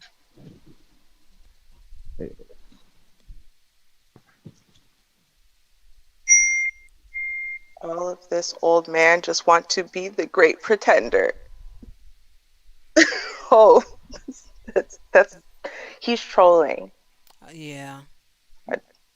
I know we have a really hard time differentiating, like, reality from everything else, but I don't know how you could honestly hear this. I know we hear parts of this a lot, but like I don't even think the worst person is quite this disjointed and just jump, jump, jump, jump, jump this rapidly. I, I don't know. I am I wrong? Is there someone really this bad? I was just going over the talking points I keep on hearing around here because I covered the abortions, I covered the S- black Uh, mama's fourth grade reading level. Mhm. Um, I even covered the dudes that don't want to get with no gold digger, and that's where I'm at right now. Where I went ahead and made something happen, and to mhm. roll up and have a gold digger come up in my life is like, yo, you just lost half for no reason.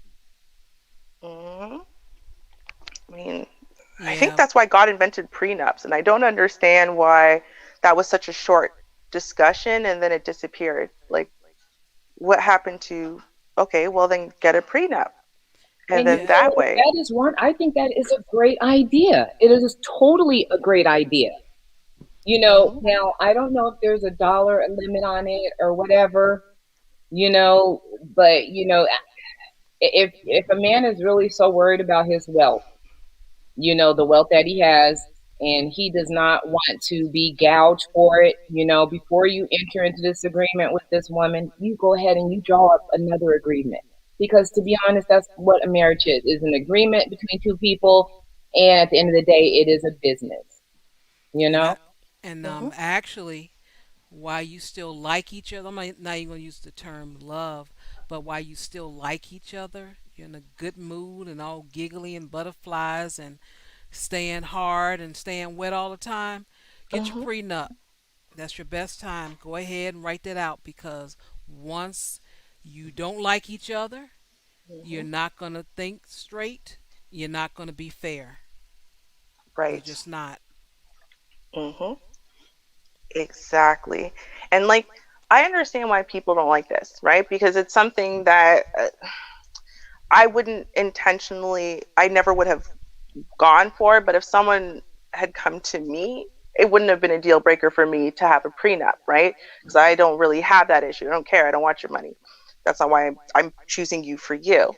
But, I understand people are like, well, then you're just planning for the end and so on and so forth. And there are a lot of people who have said, actually, no, ironing out the prenup before the marriage and like doing it together. Don't just like have your lawyer do and serve her with the prenup, right? You work on it together and it's an agreement you guys are making within love saying, hey, in case of the worst, you got to plan for everything. Um, you know, how do we really want to see things going? Let's have discussions about it. Let's talk to a marriage counselor about it if we need to, but let's hammer this out ahead of time. And they've said it's actually taken some of the stress out of their marriage and actually made them better at communication, better at growing together, better at fighting to save their marriage or to redirect their marriage when things start going bad because they know the prenups there. They know there's an out there. They know what it is. And even though it's made with love and whatever, they don't actually want to utilize it, right? So it's actually made the quality of their marriage better to have a prenup that they created together in full detail. Hmm. Okay. Yeah. Yeah. So what you're saying is I should go into this with a lawyer from the beginning and start working out the details of a prenup if I'm looking to really marry this thing. Yeah. I know I would. Hmm. And that's not really an odd thing to do, only because these are the things Hmm. that people don't talk about before they get married. It's usually just emotions and feelings and love, rather than worrying about who's going to be responsible for certain things. Hmm. And then get into the marriage and be like, oh, I thought you would do that. No, I thought you would do that.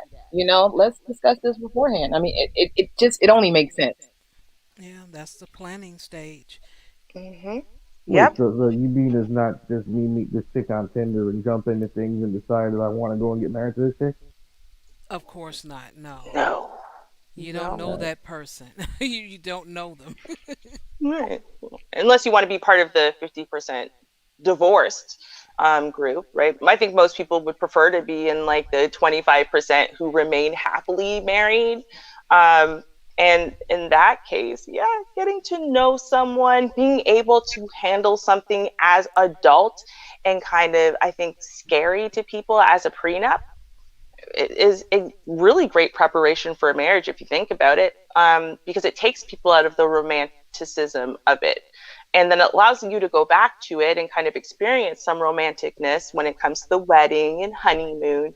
But then when you get back from the honeymoon, you don't think that things are just supposed to happen now. Well, I'm just married and he's just a husband now, so he'll do this and this, and meanwhile he's thinking, well, she's a wife, so now she'll this and this and this. Like, no, you've already established like your roles. It's almost like you're coming back to a job, right? Here's my job description. I know what the expectations are for that job. And so when I come back from the honeymoon, I know what I'm supposed to do. He knows what he's supposed to do. It's going to make it easier to fulfill that.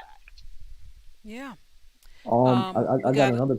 Go ahead. we got another donation here supporting the channel for Vonda. Thank you so much. And she has made Sheet sing. So hit it, Sheet.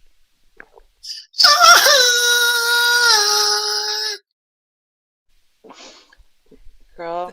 Thank you so much. I wish you could see. I sing along to it, like silently, like I'm like lip syncing to it, but you would swear I'm doing it. And I have my head thrown back, and oh, it's very beautiful. Speaking of beautiful, you like to hear me sing some more? Uh oh. Uh oh, Shar. I don't hear any. Boy, Is it getting late or what? I think I'm coming down with the flu. Oh, don't leave. Don't do me like that. I'm only going to sing a little bit just to get my point across. That's all I'm going to do. I promise. It It's won't your hurt birthday too season. it won't hurt too much, but it will hurt. But it's not Just going to hurt too much. I'm not yes. I'm not going to hit the high notes cuz I can't hit them anyway, but I Oh. just want to I just want to share a little bit something. I can't wait till music hears that you admitted that it was gonna hurt though. I'm being so serious. Yeah. Oh yeah, hey, I keep it real. I no problem. Okay. Now, now you remember this song? This is a good coming of age song. Boys to Men, you know, late teens. You remember this song, Mr. Shadra? Uh-uh. No? Well, I can't play it because it's, Oh copywritten. yes, can you stand the rain? Yes. Oh, On a perfect day, sing you it, know, Char. I know Vonda. that I can. I know that I can count on you. So we know when it's perfect, we can count on that woman, right? We can actually Mhm. can count on each other, but it's the man singing to the woman because that's what he wants, right? Mhm. And we'll scroll a Mhm. little bit more. When that's not possible, tell me, can you handle the storm?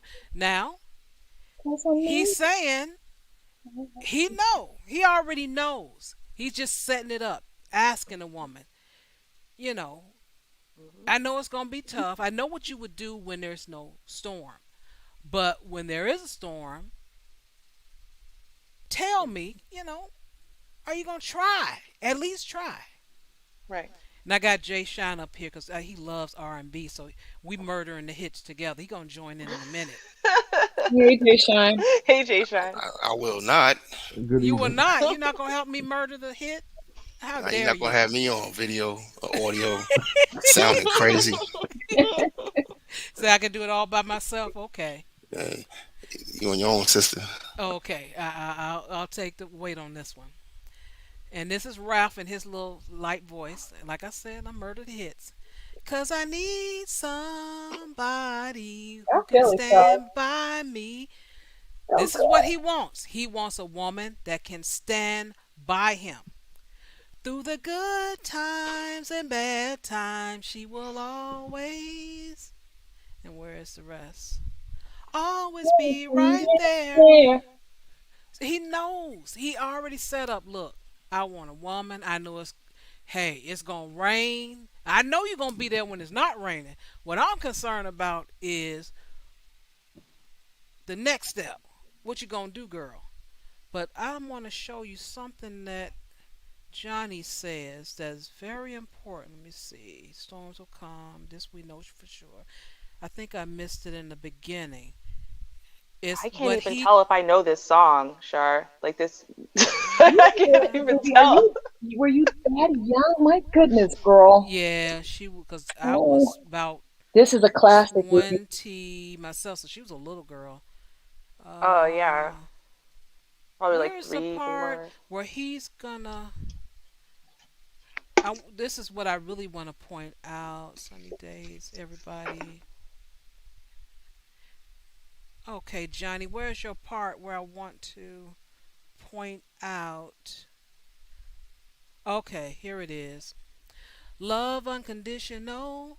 I'm not asking just from you. In order to make it last, I'll do whatever needs to be done. This is the man saying, I will do whatever it needs to be done. He's not putting the weight on her because he already knows she's the weaker vessel. He already know. He's saying, I'm going to make sure that light bill is paid. The phone bill is paid. I want you to rest in your femininity. I got you, girl. Mhm. It's going to be some rain. It's going to be some storms.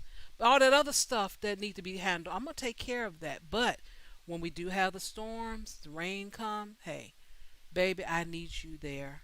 I got you for all the other stuff, okay? And then where's the other guy? This because I watched this movie, and that's what made me pull this out. I said, I'm gonna murder the hits on Friday. At least you called it Yes, murder. I don't see the part, but the guy said he whispered. I think it was Mike. He said, "Hey, girl, let's go get wet." I said, Oh "Oh." gosh. Yeah, I don't see that part, but that's what I was just pointing out. Is just the fact that it can be tough, but for women, if we're not comfortable, if you're not taking care of us, and that's what I'm really pointing at, Chandra, that P2 plus P4 equal P. We need that protection. We need that provision. You got that? We're more comfortable. You got coochie all the time. 24, well, not necessarily 24/7, but you'll be happy. I'll just put it that way. You'll be happy. You'll be a happy man. You'll be You happy. make it sound like the prerequisite is for me to have my shit in order. Exactly. Miss Barbara, Make it sound. And greetings, Jay Shine. Welcome. Welcome to the panel. I'm done Uh, singing. thank you. Hey, everybody, how you doing? hello, hello. All Hey. right. What would you like to add to the conversation? Well, first of all, before I was gonna give my opinion on something on Sandra, I think Chargers ran game on you.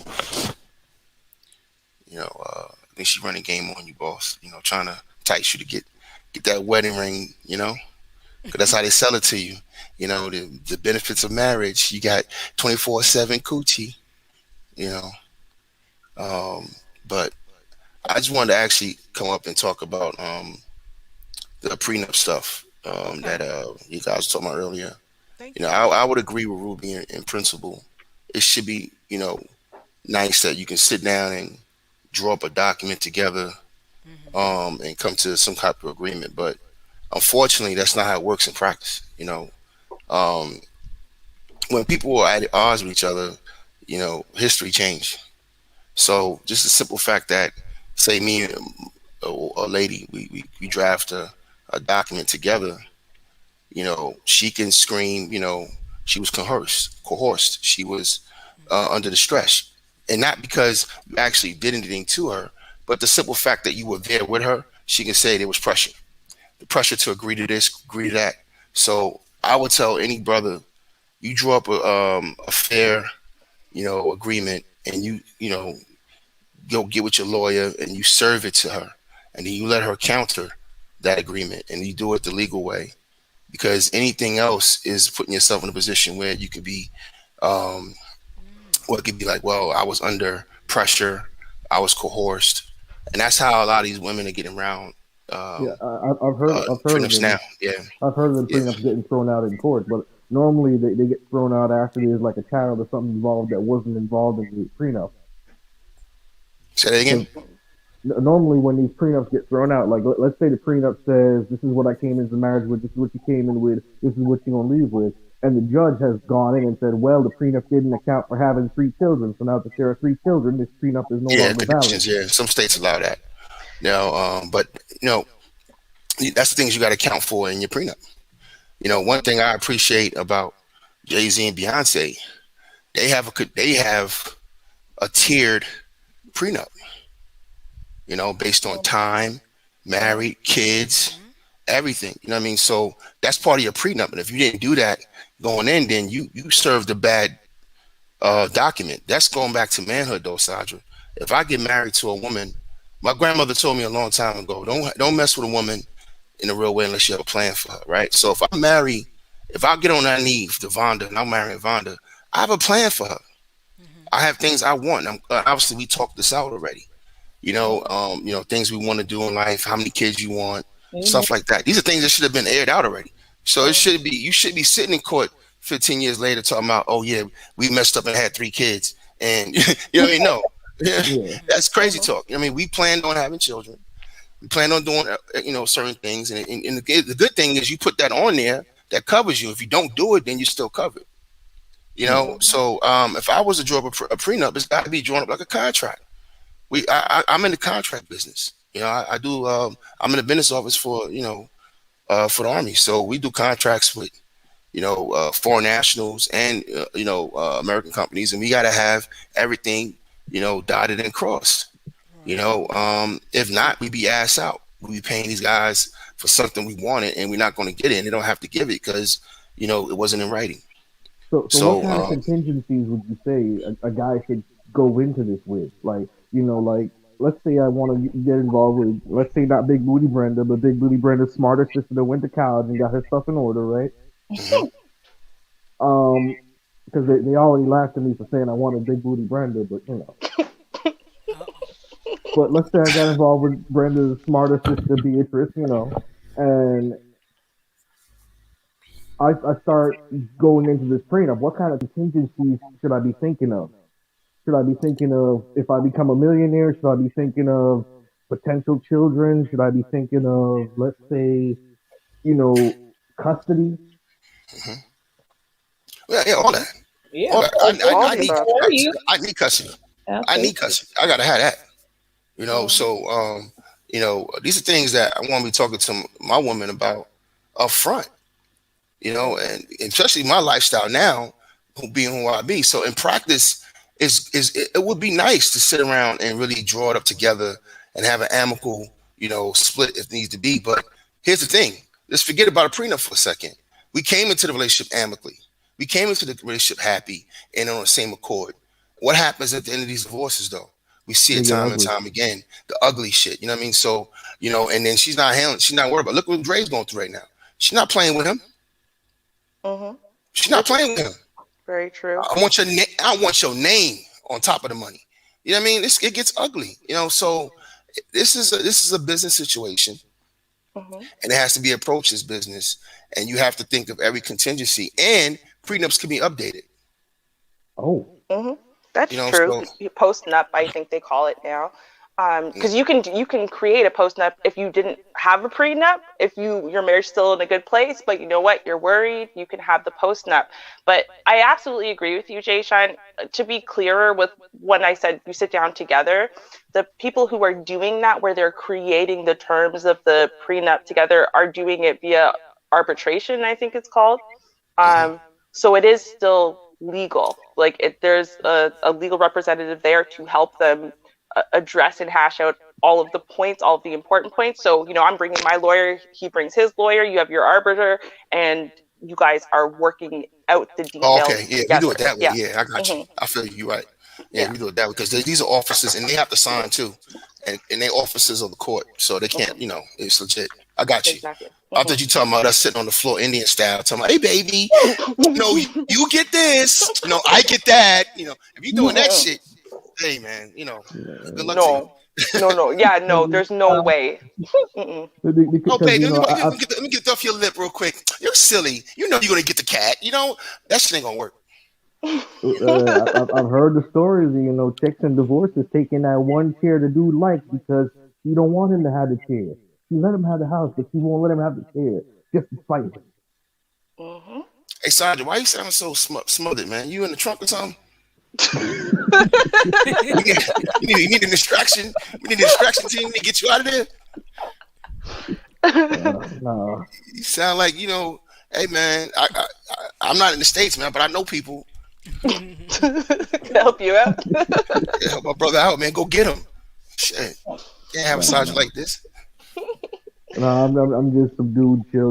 I was trying to run through like all the different talking points that float around, and I was trying to, I went through the abortion one. I went through the baby mama, the fourth grade reading level, and these ladies had a rebuttal for everything.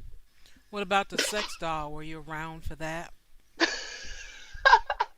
But the sex doll don't apply to me because I want Because he children. wants kids. Yeah, that Right. child's not going to be able to do it unless they come up with a pregnant one. Mm. I, Synthetic wombs. I hear those are going to be in style soon. how do I tell my kid, yeah, we popped you out of a test tube? You just tell them how special they are. We created you in a lab. Or, yeah, your mom's that doll right there. She came equipped with an artificial womb. No, Yeah, that doesn't sound, that doesn't even. no, Yeah. mm-mm. No, that's mm-mm. But going back to prenups and postnups for a second, a reason why it actually would be a good idea to work one out together is because men and women think differently. And when you're on good terms, women are willing to quote unquote expose themselves by telling you certain things that are priorities to them you might not even have thought of, and therefore would not be put into the prenup/postnup. But that might be a loophole later. So they'll say, well, I want to be compensated if this emotional issue happens or that emotional issue happens, right? And so they're going to put everything that they think is important inside of this prenup, that you wouldn't have thought of. But if you work it out on your own, have your lawyer send it, it might miss something. She looks, oh, yeah, I agree to all those terms. And then later on, it gives her grounds for having it thrown out. So that's why I think that, the more that it can be a two-party decision, the better. As for the doll thing and this and that, like if that's the place that you guys are, where you're really wanting to remove the whole other parent because you're that selfishly considering creating children, you don't care. Oh, I don't care if it's $10 million. I'm going to use an artificial womb. I don't care if my kid will be forever traumatized. I'm going to use semen and just impregnate myself. I don't know if you're ready for children, honestly, because that seems like a very selfish move, and you're not really considering the repercussions. That just sounds like a combination for one of them questions. Kid goes to school. Hey, every other kid has a mommy. Why don't I have a mommy? Mm-hmm. Yeah, and they have no answers. I have heard many women be questioned on it, right? When they're like, I'm just gonna, raise a kid my own and blah blah blah. I'm saving up money and everything. And then later on, you get into the conversation. They didn't have a father. It was traumatic as hell for them. They felt so out of place and this and that and whatever. And it's like, well, okay, so then you never learned the importance of having a man in your life or needing one to create and raise a child, except for from the perspective of the child. Like, you know what it did to you as a child. Why would you want to intentionally create that scenario for your own children? Like, it's so And confusing. I think that knowing both of your parents is actually a very important thing for your identity as a human being. Hmm. Because I know that this is going to sound a little tinfoil hatish, but we pick up traits from our parents genetically as well as by living around them, right? There are certain things that pass on genetically that you talk to you or your parents' family talk to you. Yeah, your dad used to do that when he was little all the time too. Hmm. And you don't know that, but it's genetic that is passed on in you when you're exhibiting traits of this other person and how they went through life. And if you're missing one of those parents, I think that you miss a part of your own identity. That Okay. wouldn't Yep. be something I'd be willing to sacrifice for my children, unless Hmm. in the case where the mother died and that's just the way it turned out. But even then, I'd still have the memories of the mother to be able to tell the child, yeah, that's Hmm. something your mom used to do, or have the mother's family involved. Right. Hmm. But the kid has Absolutely. to go. The reality is, though, if there's a split, the kid has to go with one of them. Yeah, Yeah. So there's just no way around it, and that's why, I'm probably gonna get kicked off the panel for this, but you know, uh, I think kids should go with the father. All right, You kick know, him off. No, I'm just kidding. I'm just kidding. no, I'm actually with you on that, Jayshine, because especially after the age of 5, fathers yeah, tend to be better at teaching kids the harsh realities of life. right. Especially the boys. And look at society right now. Look at the lack of respect for men in general. Especially just look under the boys. The lack of respect they have for the male principle. Look how easy it is for them to disrespect each other, um, kill each other. You know, no respect for their fathers, and look what that leads into society. And then look at the flip side of it. Look at the stress that's on mothers. And they still trying to figure a way through, especially if she's a young mother. She's still out dating, trying to figure her way through life, and then pop. Oh, now she got another baby by another dude. You see what I'm saying? That goes away. A lot of the things that Also, bother our society goes away because, and then on the other side, going back to the male side, real quick, Sergeant, the male, he's bogged down with children. He's not going to be running around here, being Don Juan either. He gets more responsible. yeah. Mhm. And then he's more conscious about who he brings around his kids, as far as the next woman, the stepmother, whatever the case might be. So he's going to pick better or pick different in the future. So there's a cascading effect just by changing that economy. The reason why we have what we have going on out here, these broken homes, is, and I don't want to get into a food fight of blaming women versus men, but the situation is what it is. I think kids are more disciplined and better off when they're under their father. They carry their name. There's not a situation where a woman got men coming in and out of the house. That the economy is different. The economy is different when mom is dating versus when daddy's dating. I You know what I like mean? that. And The economy is different. I it's like way that. different. You know what I mean? Mhm. It's way and it presses upon the children a lot differently. Because when we look at our women, at our mothers, we look at our mothers as our guardian angels. You know what I mean? That's our mom. Mhm. Mhm. And even if she's dead wrong, that's what messes up the moral compass. Because mom could be trifling, or mom could be a good woman. But either way you look at it, I should not hear how my mother sound coming in the house from playing basketball, getting banged out. See, these are the Mhm. things that Yeah. happens in these homes, man, that we don't talk about, that we just got normal, that we made normal. Men, when we, especially with our daughters, we don't do shit around our daughters. I mean, we got a Mhm. fear. I mean, of our daughters turning out to be hoes. We just don't do nothing around our kids, and our daughters like that. And so the economy is different. And I'm not saying there's outliers. There's gonna be ain't shit dudes out there. You know what I mean? And you got some good single mothers out there, right? You see what I'm saying, on the edges. Mhm. But I'm just saying, like, in general, if the situation was reversed, I think we would have better outcomes, and then hopefully people will see the benefit of just staying with each other. But if they don't see that, if they're going to break up and then take the kids, here and there, I think the kids should go with the father. It's more stable. Well, I No. think, and I mean, I don't disagree with that. I do think that maybe before school age, because children need various forms of nurturing a lot more at that point, the mother being the full-time custodial parent makes more sense, and then thereafter, the father being the full-time custodial parent makes more sense. But Hmm.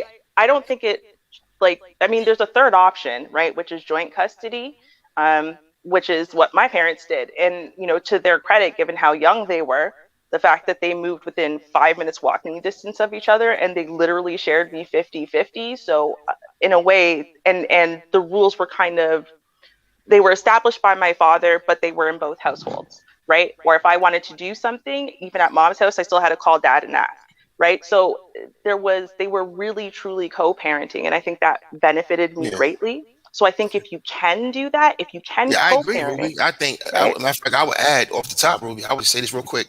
Mhm. That, yeah, it should be joint custody off the rip. Right. I think you should have to prove why there's no joint custody. I don't understand why joint Hmm. custody is something that has to be awarded. You know what I Right. mean? We should Hmm. have joint custody. I'm just saying primary. It's different verbiage, right? Yeah. Custodial parent, primary parent, whatever. I'm Hmm. just saying the kid custodially, the household that he's raised in should be the father's. I Yeah. think No. it cuts down on drama. It cuts down on a lot of issues because a lot of dudes who step out, like who move on, say he had a baby mama and his kid is living with his child's mother. He moves on. And a lot of these dudes get into new relationships and they find, right, and then that woman that he's dating is dealing with the baby mama drama. Yeah. Hmm. All that goes No. away. Yeah. Now, another thing is, what Ti said, dot prevention hour. Time to spend with his daughter. Also, the number one thing you hear about these strippers is, oh, she's a stripper. She got daddy issues. Oh yeah, for sure. But I mean, just speaking about strippers and hookers for a second, which rapper was it that was taking his 10, 11-year-old kids and cousin and nephews to screw some prostitute so that way they for sure wouldn't turn out gay? So I mean, I think sometimes no, I can't remember which rapper it Lil was, but it was a Boosie. big. There Lil you go, Boosie. Lil Boosie. Um, I and missed that one. Are you serious? yeah, Yes. Really? Hold on, really. hold on. You can't just blow past that, Ruby. Tell me what happened. Okay, so like several years ago, he said it that he took his 14-year-old son to screw a prostitute so that way for sure he wouldn't turn out gay.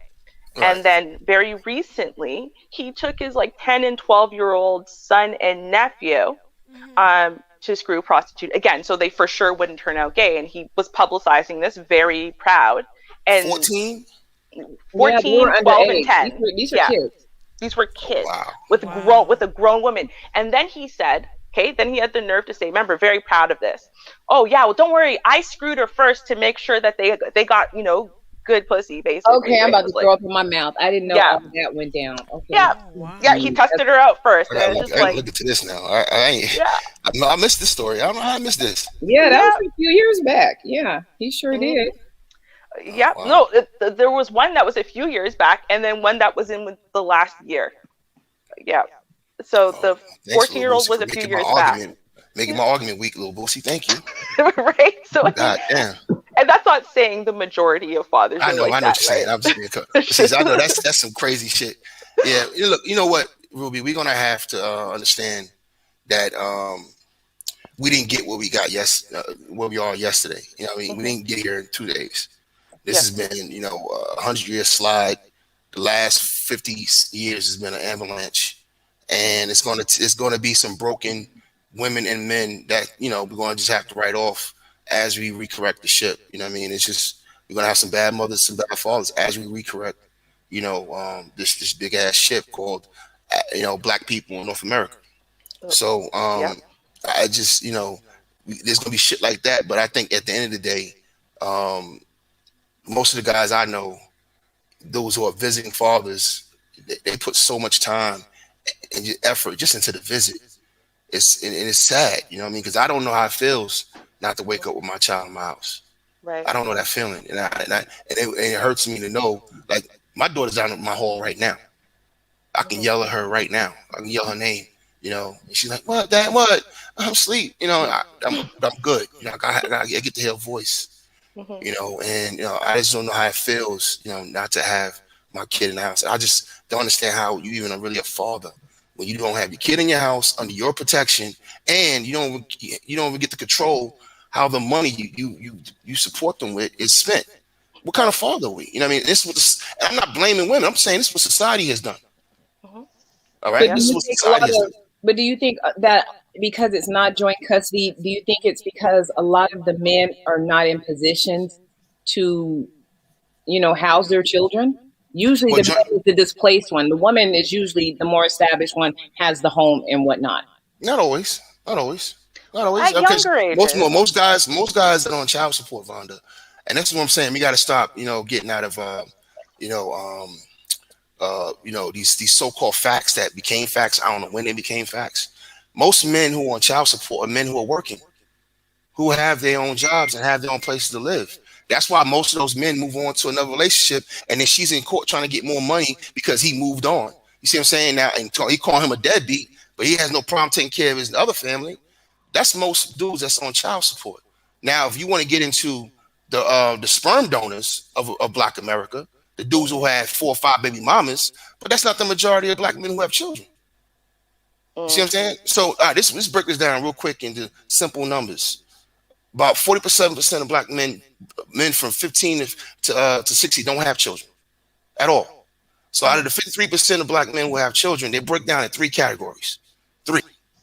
All right. Whether married, unmarried, men who have one child. Whether married, unmarried, category two. Married, unmarried, men who have multiple children by one woman. And then married, unmarried, men who have children by multiple women.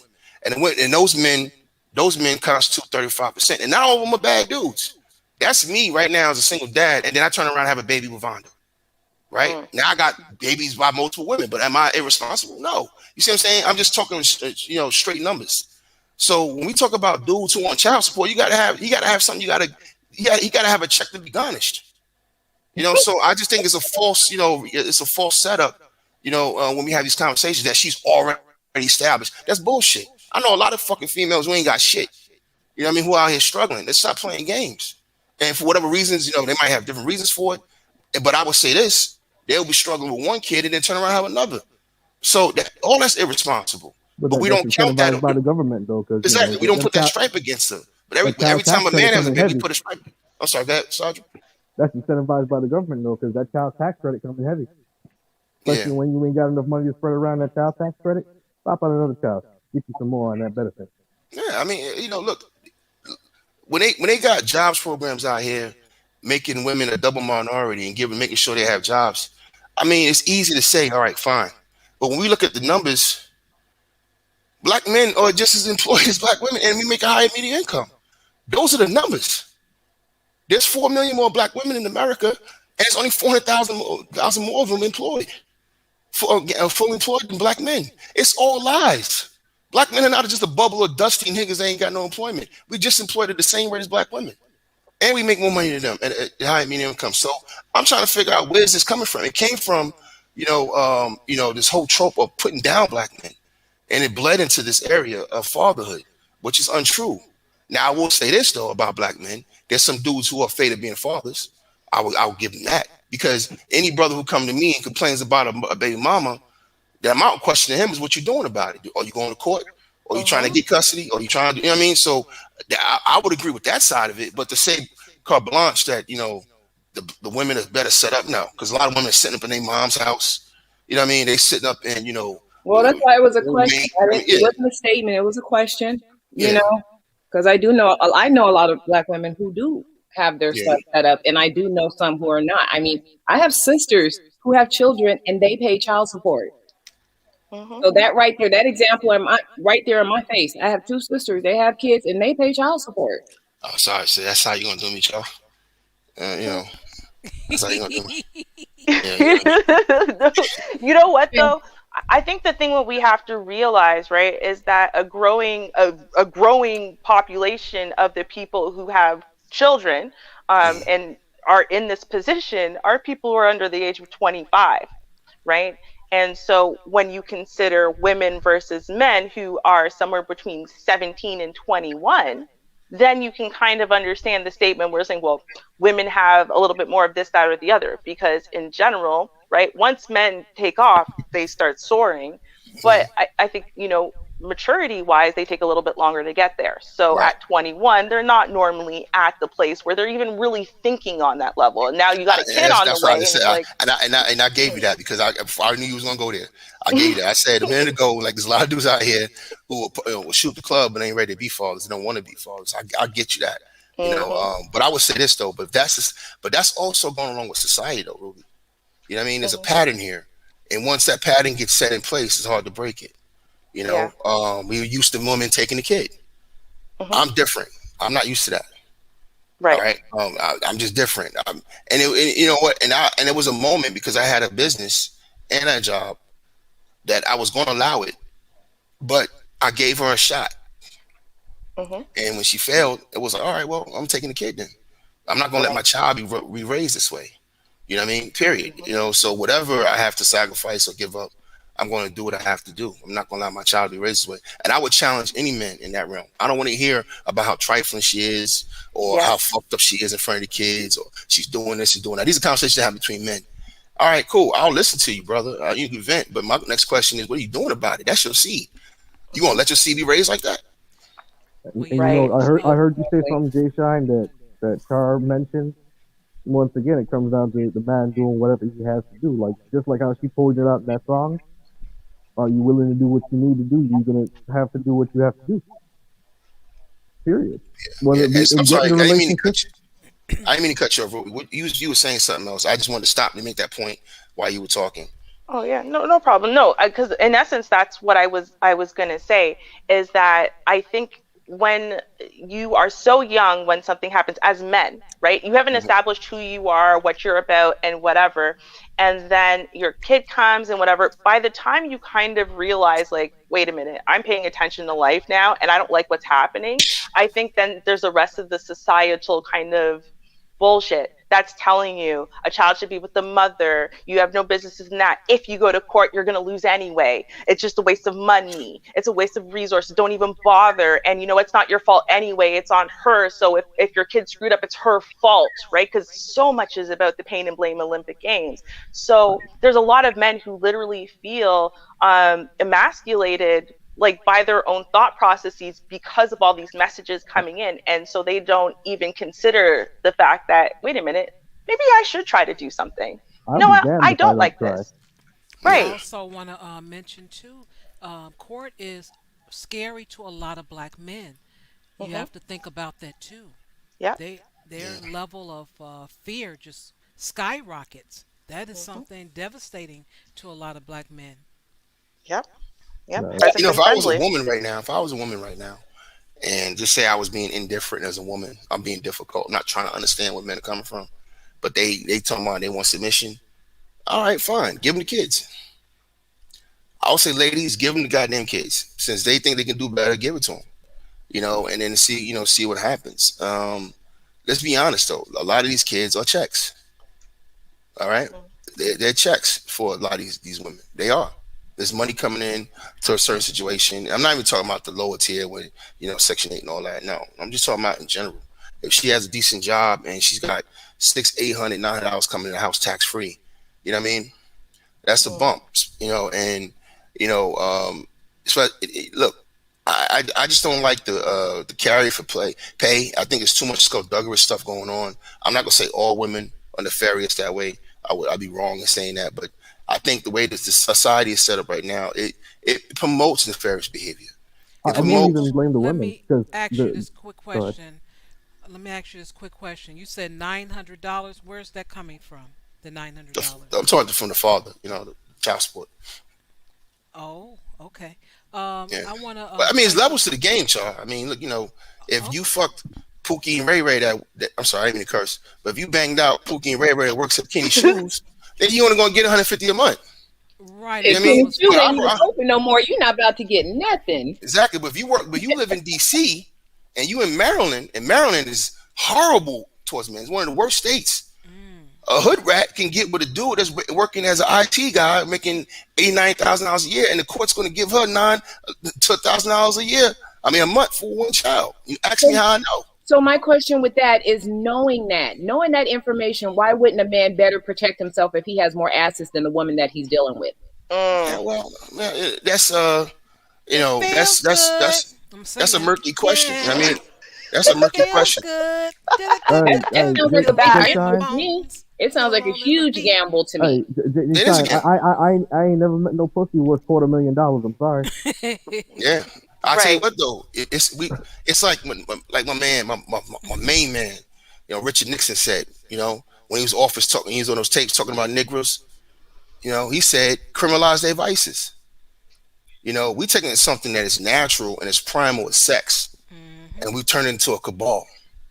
All Yeah. right, Mhm. and we only put the Mhm. accountability really on one end. Because even when you Yes. got bad mothers, they don't put them in jail.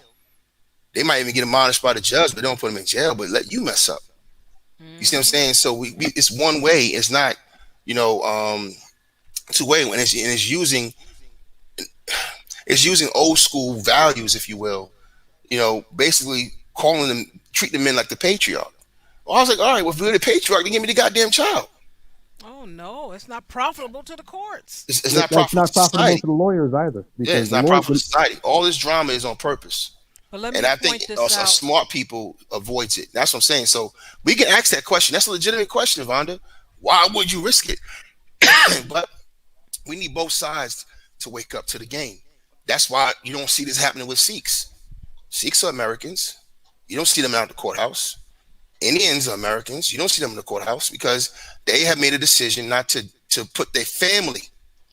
They have enough respect for their bloodlines and for the child that they had or the child that they laid a seed with to not put that into somebody else's hands. Mhm. And we don't yeah, think like that no more. it, The mere fact that we run into court for every goddamn thing is really us being plantation minded. You know what well, though? I think it's also if you look at it, right? Because a lot of I've been watching a lot of paternity court. I've been watching a lot of court TV in general. But what I've noticed about all of the older people who are coming in and they're like 35 and they want to know if this person's their dad or not. When the fathers are talking about the fact that they're on child support, the mothers are like, I didn't put you on anything. I needed help, so I went for welfare. I guess the state must have done it. And I think that that happened. And at that time, women weren't trying to penalize the father as much as they were trying to get the help, not really understanding it was penalizing whoever they put on the birth certificate. Yeah. Well, see, Now we know. Hold on. Now we do know, You, right? so But you with you that, going back to the beginning, right, Ruby? pardon? You going back to like when this shit started? Yeah, when it Yeah, first started, yeah, right? I got And it. so now obviously yes, we absolutely know, you go to welfare, they're coming for the father. You have to name a father actually so they can come for him.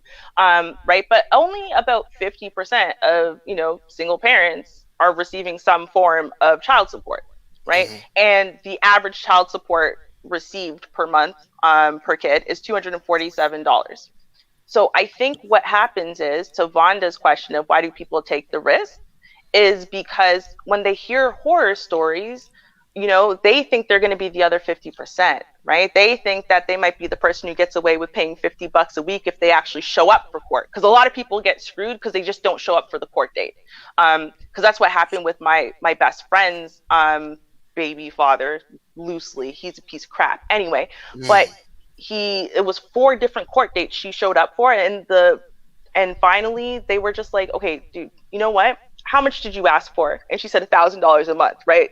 And they went, okay, fine, $1,000 a month. He's made 7 kids. He doesn't take care of any of them. She didn't know about the other, like, a bunch of them until she was already pregnant in a 5-year relationship with him. And he created one of them after she was already pregnant. Like, it was this crazy scenario, and all of the mothers got together. And because my best friend's child was the sick one, they said, okay, you know what? You should be the one to go and kind of teach him this lesson. So he has to go take accountability. And he didn't show up for court. So now he's going to owe back child support of $1,000 a month until this kid's 18. That wasn't because the court would actually charge them that if he came and actually spoke to them, but he just refused. Right? I don't think I have to show up. I don't understand. I don't think I'll get put on the birth certificate if I just don't show up for the DNA test, right? Like, there's a lot of irresponsibility and lack of accountability there as well. So, I think that it's like a mixed issue. I really do. But I want to make a comment to Cruz's statement, which is basically based on what I was going to talk about. The women don't have to claim the daddy. They can say they don't know who it is. Why does she have to turn herself into a complete, whore and say, I don't know who my baby's daddy is, just to get him off the hook? If he's the father and I have to apply for his services, and the only way to get these services is to name the father, my other choice is never going to be to not name the father when I know who the father of my kid is. They can God do damn, as many Father. they can do as many paternity tests as they want. He's the father, and I'm going to name him. And I'm not going to say I don't know who my baby's father is just because he does not want the pressure on him. All right, crew. Let Mm, me translate this for you, crew. Okay. You heard it from a woman mm. who wouldn't have multiple penises in the same week. Okay, but being that we are in whore culture, that's a legitimate question, Wanda. But you know what? What I'm saying is No. that if it's in question, that's what the paternity test is for. But why would she say Okay. that if she knows how many penises she's had inside of her in a week, and she know who her child's father is? I'm not going to purposely I'm not saying she name might not George know, as Wanda. the She father might not. just because George doesn't want. Well, you know what? Then there are those exceptions. That's why they need to take the Right. paternity test. But no, That's can I say that she can't, Crew? She can't just say, I don't know. Actually, they'll say, but Right. I'm sorry, we need potentials. So you need to give us potentials. We'll give them DNA tests, right? But you can't just say, I don't know. They won't give you funding unless you name someone. And then that person gets notified that they got to show up to court. And at that time, before they're slapped on the birth certificate and slapped with all the child support stuff, they can demand the paternity test, right? But if they don't show up to court, and she Yeah, just named some random guy she's never even slept with, they will start charging him child support. that's crazy. And that's Yep. jacked up. I Mm-hmm. want to point these two things out. Uh-oh. I want to point these two things out, and then, as they say, time flies when you're having fun. Um, on the screen here, Shadra. This is what I guess you would consider the Pookie and Ray Ray guy, and the nurse. They end up getting together. He had a background, but he had changed, and he ended up working with kids. She saw that, and she ended up being with the guy. He Wait, didn't so, make so much. Go he ahead. was he was taking a stance in the community, you mean? Yeah, he was helping Okay. the kids in the communities from the show The Wire, and that woman, as well as other women, saw him helping the children, and they were interested. So that's part of the it factor. He had that it factor. Like, wait a minute, he looked like he's a protector, and hmm. Now, as far as his income, he didn't have much, but it doesn't matter. And that's why I was saying, as far as leading with your wallet, that isn't always what get the woman interested in you. Yep. So you mean me running around yelling I'm a six-figure nigga from the top of the streets doesn't do it for me? No, because No. normally, if you have to do all of that, normally it isn't true. Yeah, if I have to go around saying, I'm a man, I'm a woman, I'm a girl, or whatever, normally if you have to do all of that, then you're not. Yeah. And this also I want to point out is this is from The Wire as well, that this guy protected this woman. He gave her Mhm. protection and provisions. And you know what? They end up being together. Mhm. Just that simple. Well, to be fair, and here's part of the issue, right? Well, So you kind of yeah. have common sense, and the common sense of a woman is a man who is willing to protect you and die for you and brings in resources and, will use those to take care of you and your kids is a great catch. But your biology wants you to create children Uh-huh. with the most genetically perfect person you have access to. And I mean, this happens in other animal species too.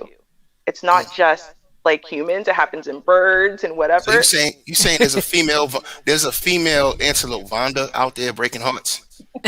Pretty much, yeah. Fine. Hmm. Stop it. You know what I mean? A good antelope came down, brung her some water, and she's like, "Nah, boo, your eyes cocked. You got cocked eyes. I need somebody with straight eyes." So Yeah. No, and like it's like a house episode said this. This woman was like, "Oh, my husband, I have 7 children." And he looked at the picture and he's like, "Oh, you mean the father of your 3, maximum 4 of your 7 children?" Yeah, because that's what women will do. If they have access to a mate with better genetics, they'll mate with him. They'll be driven to. And so that way they can have some perfect children. And then the trade-off in nature is if she's high quality genetics, he knows there's a risk of that. But he's also, if he's lower genetics, right? He's also getting a genetic boost of her giving him some children. So he might take care of 1 or 2 that's not his, but his 3 children are superior genetically than they would have been if he went for someone who would, never cheat on him, but was only maybe a 3 or 4 on the genetic scale. So there's a trade off. That is true as well. Hmm. yeah, I want to say something really controversial, but Mm, it's look. Shocking. I don't think women should submit to alpha males. Okay. Okay, yeah, I said it. elaborate on that. All right. Right. Women should be in submission to a patriarch, a person who True. provides and protects and takes care of her. That's where the submission is at. Not whether he's alpha male or not, because I could be alpha all day. I could have a bunch of dudes following me, but I could be a straight killer. I Yep. could be a murderer. I could be a bad person. You know what I Hmm. mean? Doesn't Yeah. alpha does not mean good or bad.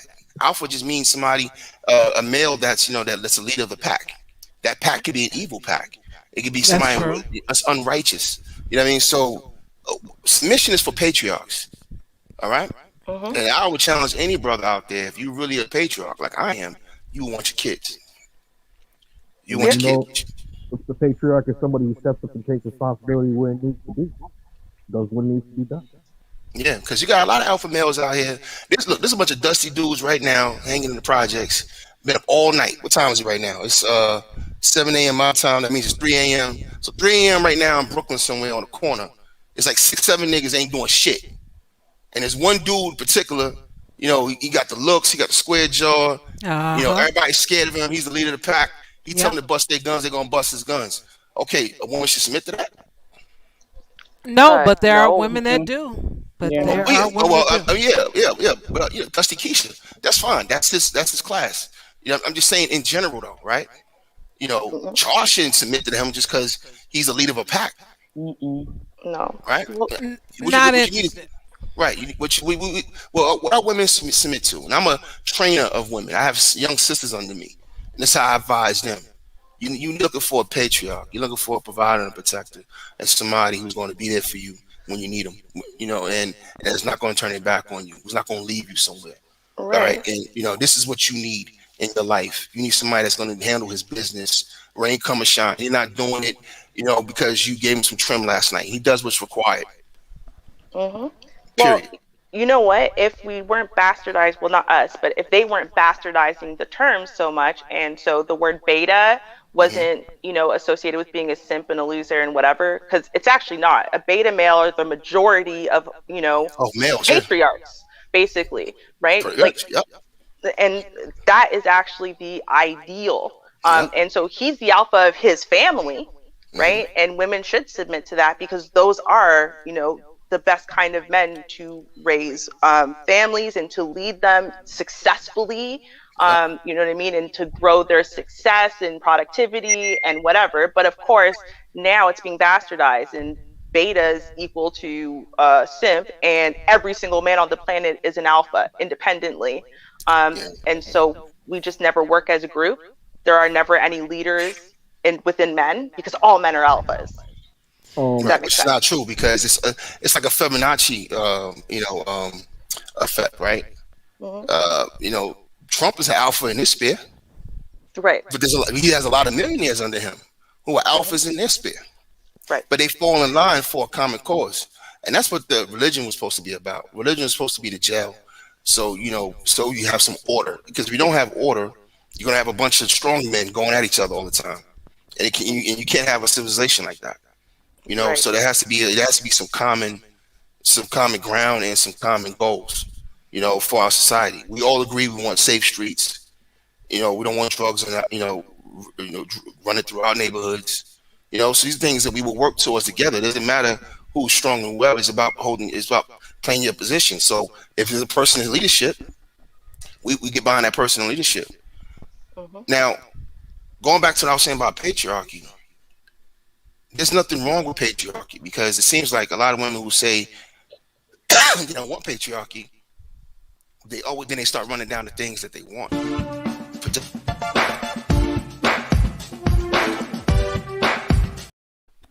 Sorry about that. My fingers were right hovering over. What But the you hell? got Sorry about I was that. like, what the hell? but you do have about 45 seconds because I don't know nothing about Yeah. no patriarchy. Ain't nobody said nothing about that, but I'll give you 45 seconds. Go. I'm saying something about it because, when we talk about the children thing and the providing protection thing, that to me equals patriarchy. If you're talking about you want a man that's protecting and providing for you, you're talking about patriarchy. You're not talking about the alpha male. You're not talking about the beta male. You're talking about a patriarch. You're talking about somebody who does his job as a man to take care of his family, and that's what women should be in submission to. And then I would challenge men. If that's what you think you are, then you should want your kids. You Thank should you. you wouldn't want your kids somewhere else under somebody else's rule. Hmm. Well, thank you so much for that. And I want to thank everyone that supported the channel tonight. Thank you, everyone. I only had to block one person. Thanks anyway for your support. You can always listen in, but you just won't be able to type in the chat room. And don't forget, tomorrow is article reactions, 6:30 p.m. Central Standard Time. Please join us. Mm. And I want everyone to have a safe night. Hope to see you tomorrow. And peace. Cheers, y'all. Peace out, family.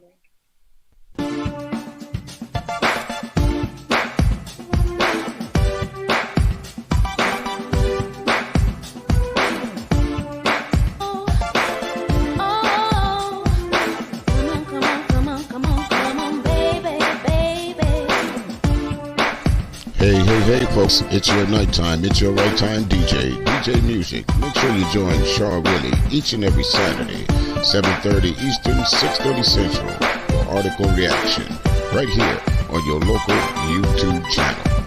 Don't forget, like, share, subscribe to Article Reaction.